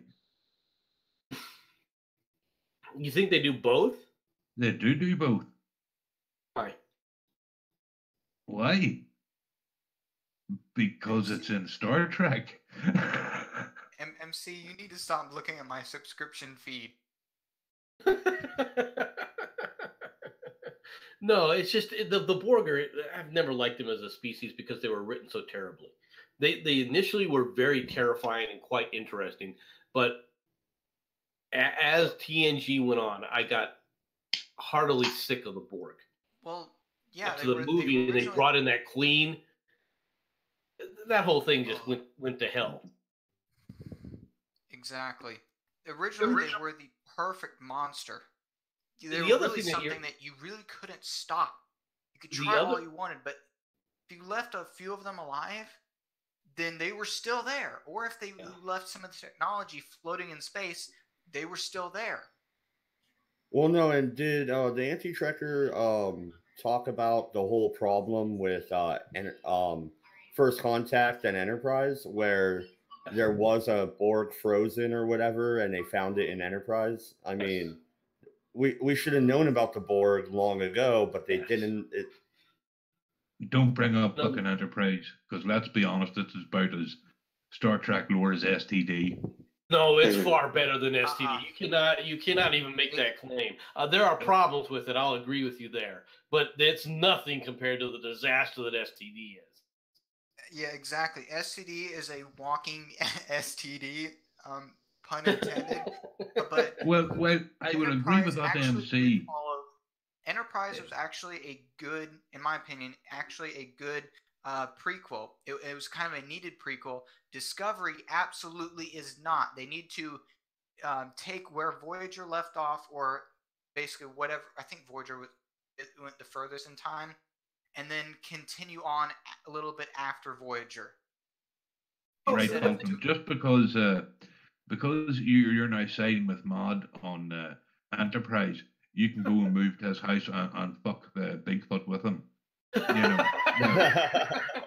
Hey, it's like this, folks. It's like this. I'll admit, I'm not a people guy. I'm very much a ship guy. And the NX-01, did you say shit or ship? My favorite. Shit. Are you sure he didn't say shit? Yes, I'm sure he didn't say shit. He said shit. I know he's American, but yes, no, it was a pig. Yeah, Sierra Hotel India Papa. Yeah, now you're just talking fucking Chinese, so you know. I just spelled it phonetically. Chow wow ching papu. He even did it correctly. That's pretty impressive. It is good to hear when people do it right, I have to say. Hey, I pretty much grew up in a cockpit. That is one thing I've learned is how to spell phonetically.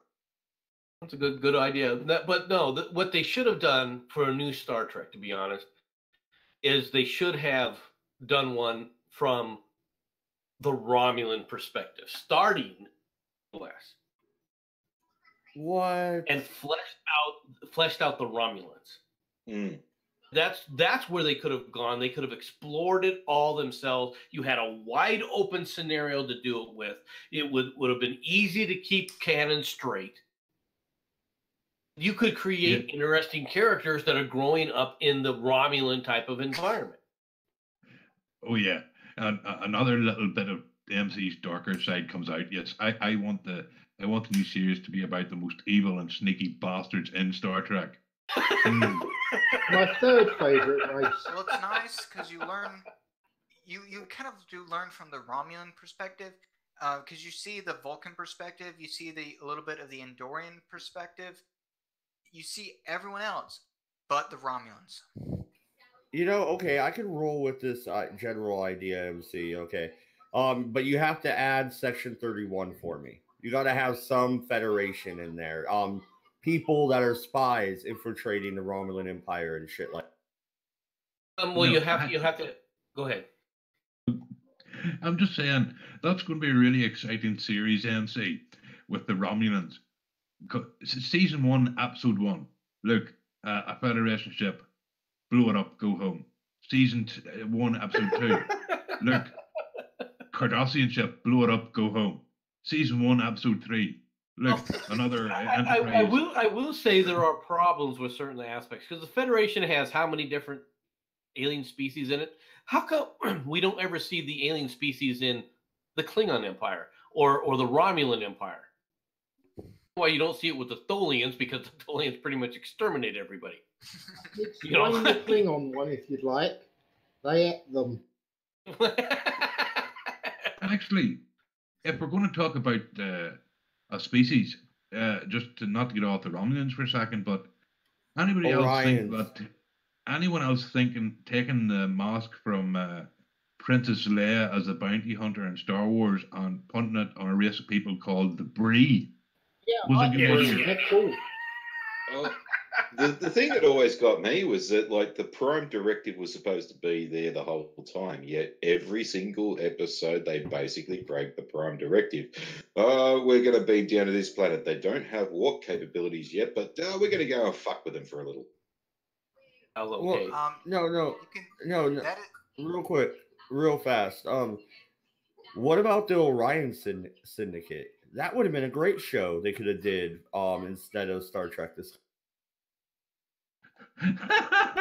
It would have been better than Star Trek Discovery, but then again, you know, there's a lot that would have been better than Star Trek Discovery. That's not a high bar you're trying to leap over there. What's wrong? A captain of a transport ship that goes from the moon to Earth and back would have been better. No, I reckon a better series than Star Trek Discovery would have been the actual crossover where, like, the D Enterprise fucking just warps into a place and they find all these ships, and then all of a sudden these Cylon base stars rock up and they're like, "Hey, hang on, these cunts are human. Who are these fuckers?" And that's how they actually got to Earth. Was that they met a Federation ship out the back of buggery somewhere. That's not a bad idea, actually. That's the thing. Hang on, 40. Original or remake? Cylon? Remake. Fuck off. No, fuck off. Yeah, it has to be remake, because the remakes look better, they move more fluid, and they're supposed to be more advanced Cylons. Yes, because the remake has human Cylons. I'm sorry, but human Cylons are just humans. that fits in with the Borg, like the part human, part fucking machine shit. You know? No, but no, 40. It's nothing similar because the Borg are augmented biological beings, whereas the no. Cylons are basically human clones. Yeah, no, no, if you then, want to have Cylons, you have no, I got it. No, seriously. And you find out that fucking the Borg are basically rogue toasters that just went out into the middle of nowhere from the first season. From the first series, right? They went out in the middle of nowhere. They just went, okay, we'll fucking we will fucking honour this fucking declaration of peace that they were supposed to have for 40 years and all this shit. We'll fuck off. And which actually is canon in Battlestar Galactica, where they had fucking rogue Cylon toasters that didn't agree with the modern fucking toasters and shit, and they ended up almost getting Earth and ended up becoming Borg for some reason. They got corrupted. Well, they also would have had to go back in time to become Borg because the Borg are already about 1,000 years old by the time the Voyager series happens. Yeah, no. There's a thing with that too. Yeah, because fucking the 12 colonies were so far in behind when they finally got to Earth in the new Battlestar Galactica. It was a race of like pygmies and aboriginals and shit like that, pre Stone Age shit. They decided, fuck it, we'll just assimilate with these guys, and then Well, it's not just that. If you actually go through your Battlestar Galactica history, they've actually been round several times. Earth is full of Cylons. There are no humans. There are only Cylons out there. We're just Cylons that don't know we're Cylons anymore. Oh, is that the reason why I shoot electricity when I come? Yes. Okay. Did you not know that? I step away for 2 minutes to use the restroom. I come back and you guys talking about Babylon 5 of all things. I know nothing about Battlestar Fuck me. I'm sorry, but Battlestar Galactica, you ninny. Okay, I know nothing about that show either. There you go. Yeah. I'm sorry, but if anybody here, Star Trek, and now we're talking about Battlestar Galactica. No, if anyone here actually likes that Battlestar Galactica remake, you all need fucking putting in an oven. No, where I was trying to go with the Orion Syndicate idea was something a little bit more like the Expanse is right now, where you have a darker, grittier Star Trek like they wanted from Discovery, but you don't have to fuck up Star Trek. You know what I mean? Like they did.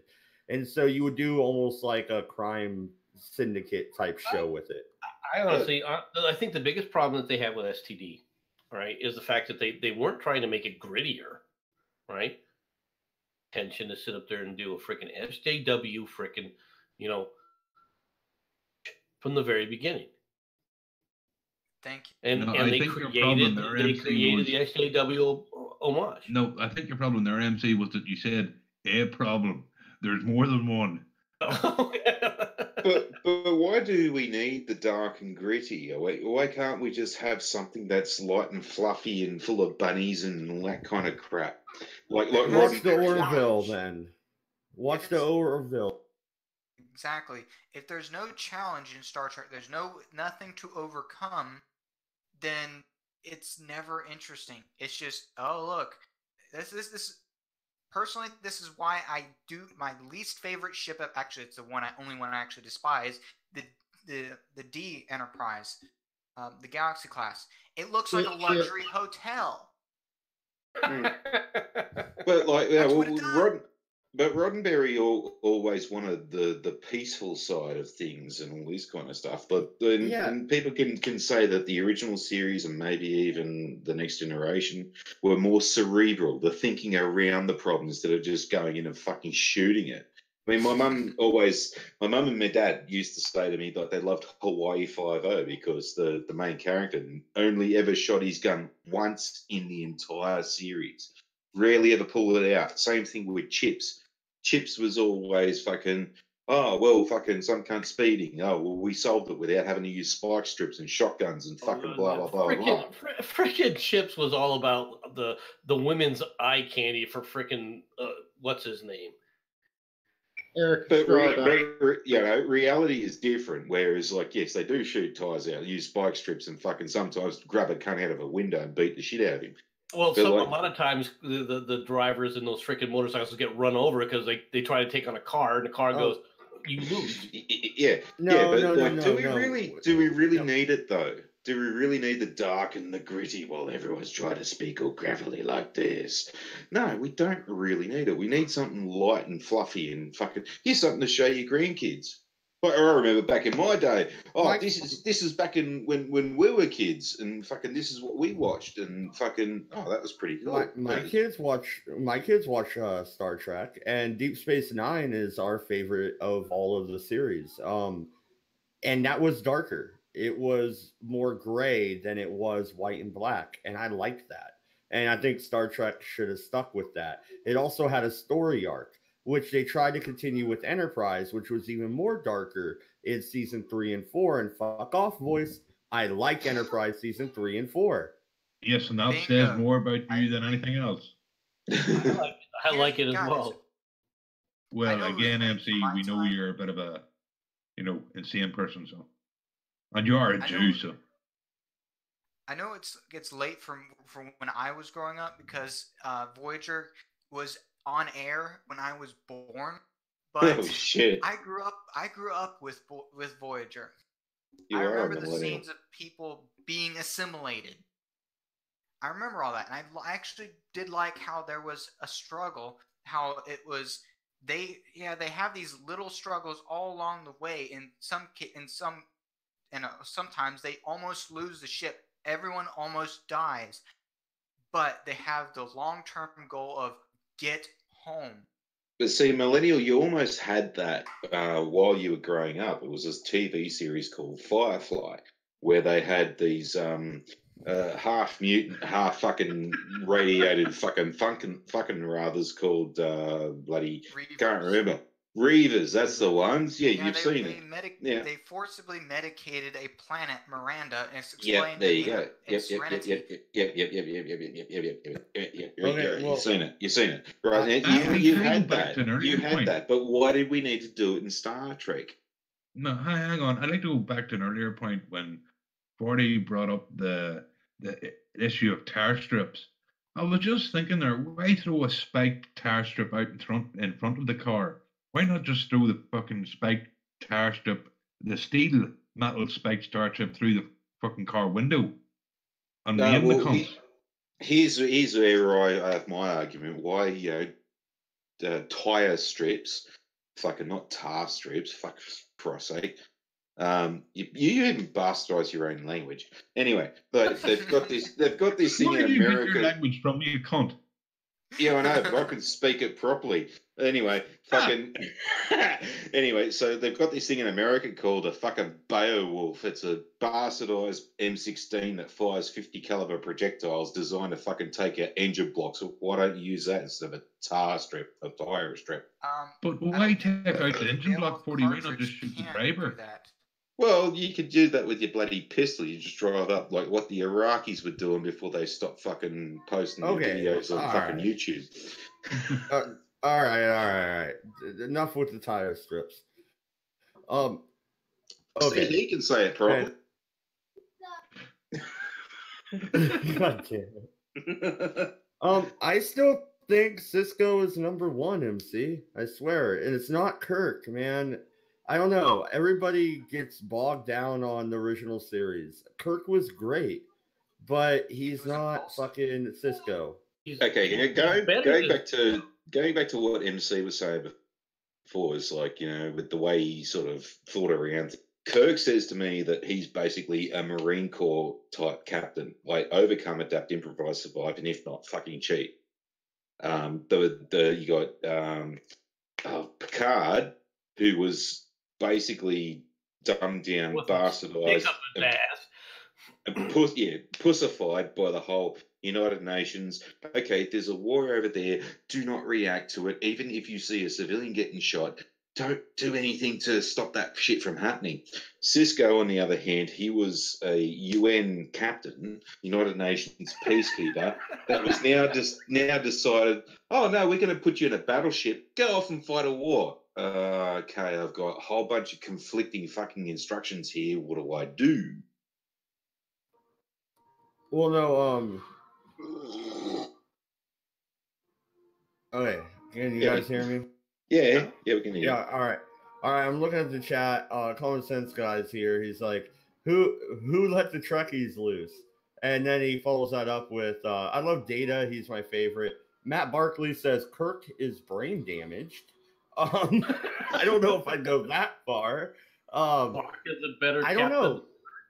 No, he's not. Kirk was like the James Bond of Star Trek. If he wasn't fucking green ladies, he was beating somebody up.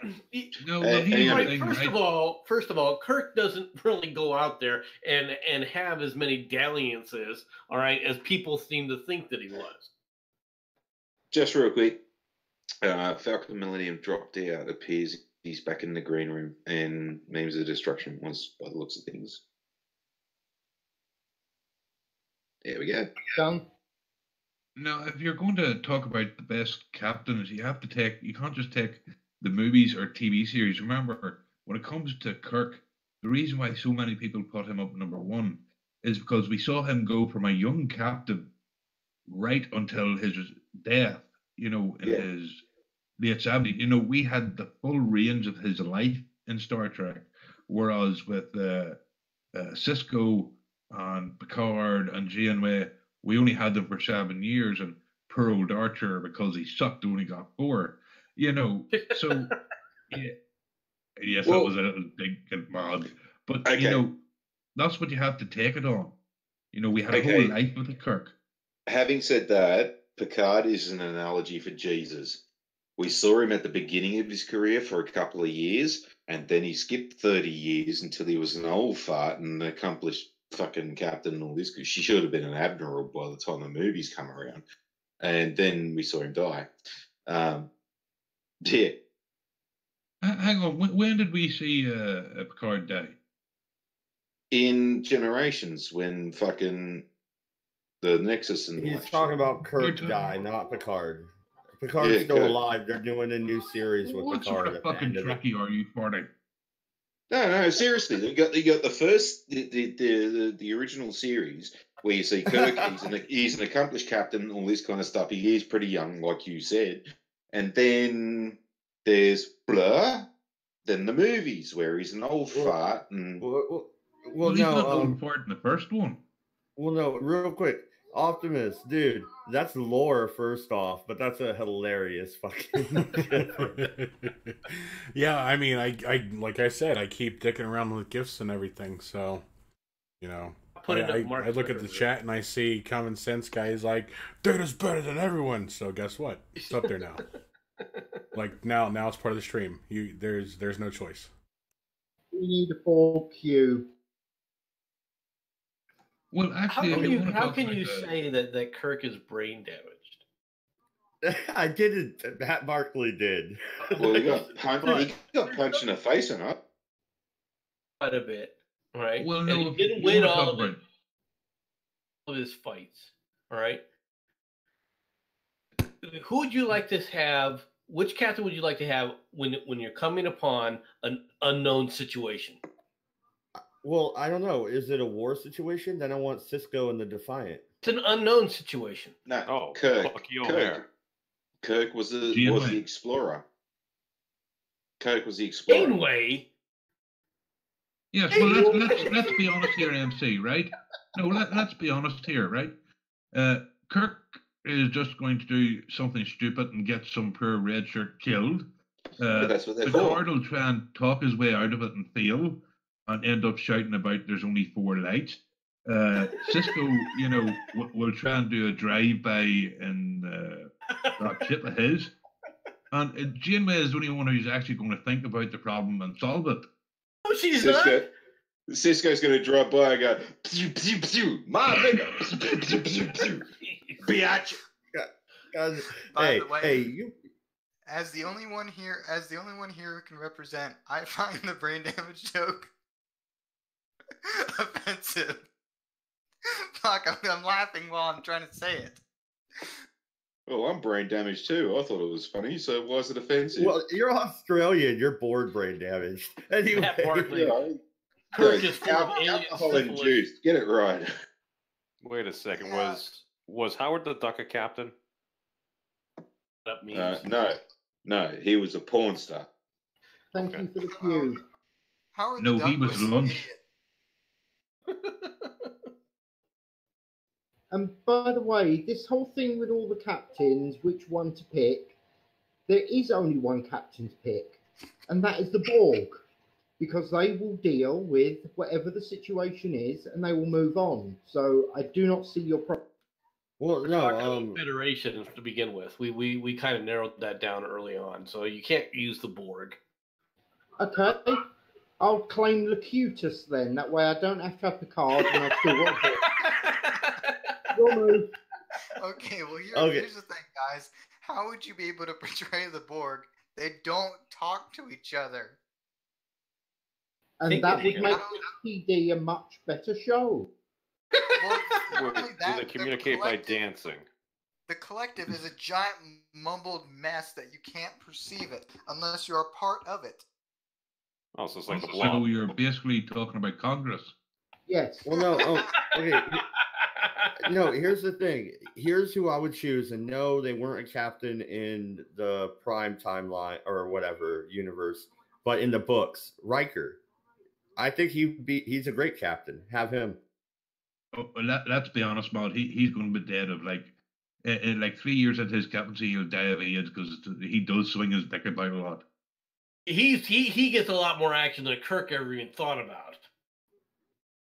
Well, now he's married to Deanna Troi. He settled down. At that point, he should have put a gun to his head and pulled the trigger.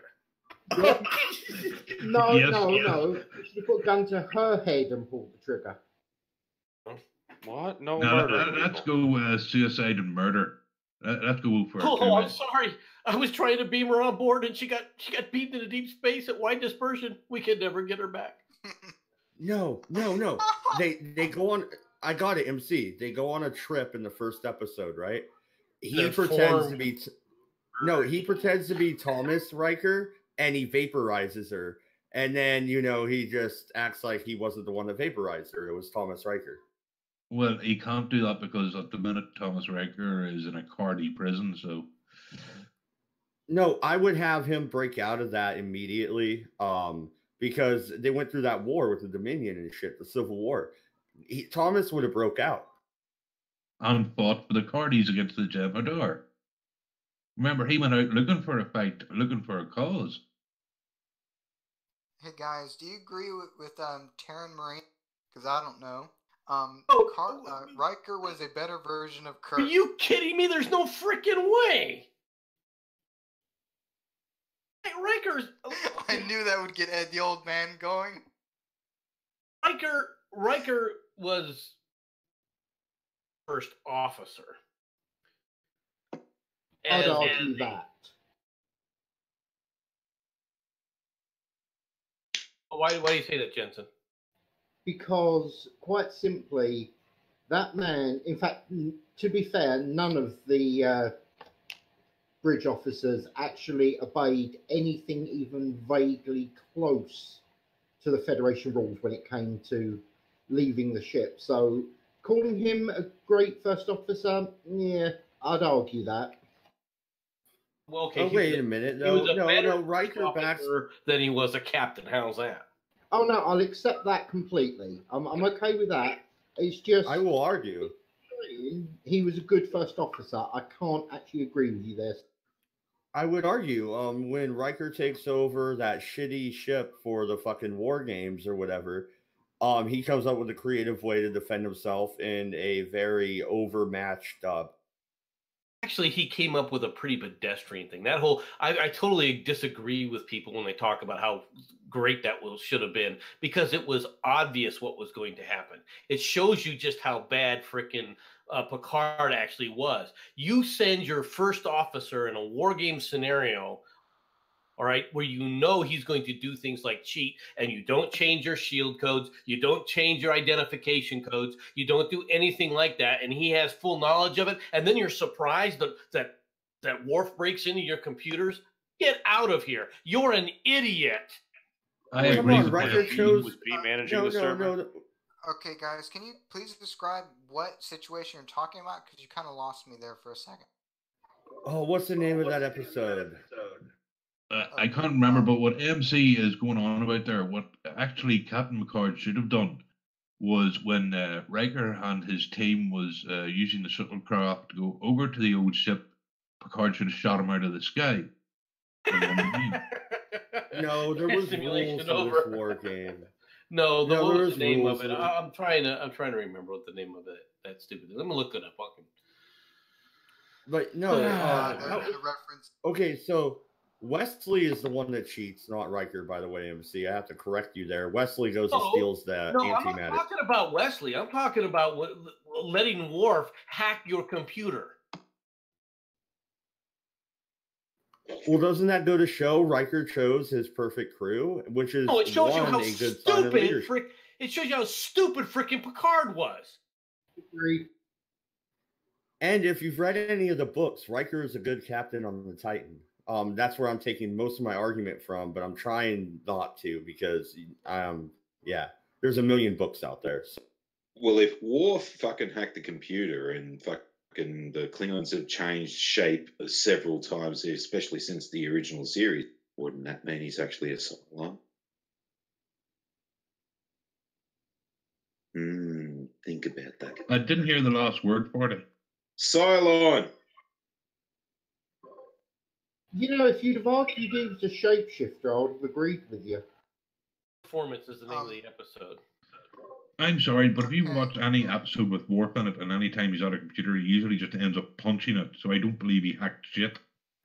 You know what I would have done though at the MC at the end of the episode when the Ferengi come in and attack, if I was Riker, I would have taken that old piece of crap ship, rammed it into the Ferengi ship, and hoped that Picard was smart enough to anticipate that and beam my crew off. Because then he could drop the shields. Why would he drop the shields, beam us off, and you can ram the Ferengi and kill him. And you have no weapons. Why don't you don't Nobody have had weapons? You have a freaking ball of antimatter which goes through transporters. Okay, here's something that fucking there's a triple crossover. That's a scary here. picture of Riker. Is a triple crossover with what Voice of One just said. Is that Worf just punches the fucking thing and then shit happens. He's not only a Cylon, but he's a TX model fucking Terminator as well. He just punches it, little spike comes out of his fist, and then nanobots go and make shit happen. There you go. Saying he was already assimilated. He's part Borg already. Yeah. The ultimate Borg. That's why the ripples on his head were fucking different to the original series, because like the Borg were hiding their fucking technology under his ripples. Marty, I don't know which porn channel you're on, but send me a link. That actually is explained pretty well in one of the Enterprise episodes in season 4. Basically, the Klingons experiment with augments and trying to make Klingon augments, and then some virus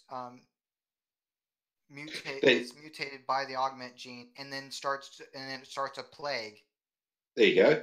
There, right there. Also, yeah, but no one ever watched, Enterprise. That's why it bombed. Also, we need to string memes up. He said if we are still talking about Star Trek, we should invite Steve Shives. He likes Star Trek. We need to string him up. No, but Steve Shives will then turn it into how his girlfriend's a bigger bitch than him, or less of a bitch than him. Boy, he loves Star Trek. I heard him talking about it the other day. He hates me. I'm blocked. No, that's just an auto block. I'm blocked too when I tried to add him with Dr. Winters. No, when Steve Shives goes and fucking pretends that he's going to try and dress up and spruce things up in the bedroom, his wife dresses up as a fucking Klingon, and he just bends over. It's like this. I like Steve Shives when he was doing the 9/11 fucking top 5 things I hate about fucking 9/11 truthers. that kind of a shit. But then when he turned around and he said, I'm a big thigh boy and I'm a bitch. Here, I spread my cheeks and everyone have a go. Fuck off. No, let's be honest. That Steve Shays, if he was a Star Trek character, he would be Deanna Troy. No, he would be Barkley. He wouldn't have. No, come on, Barkley's a cool character. No, he'd be Deanna Troy, just thinking everyone wants to fuck him, especially the blokes. The thing is he'd probably be Wesley without the intelligence.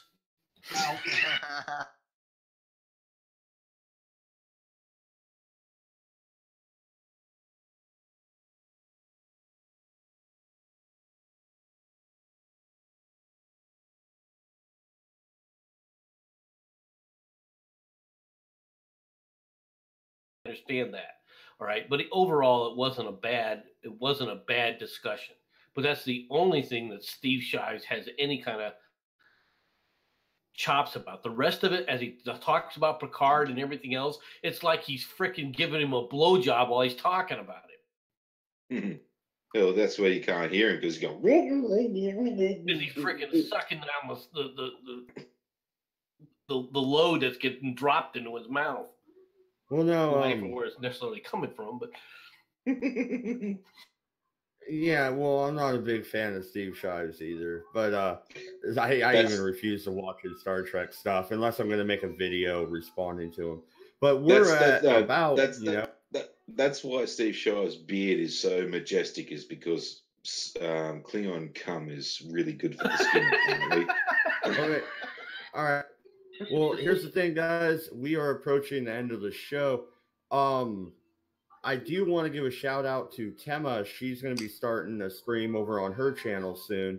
Her link is down in the description. Go over there and hang out. Tell her Mad Dodge Productions sent you.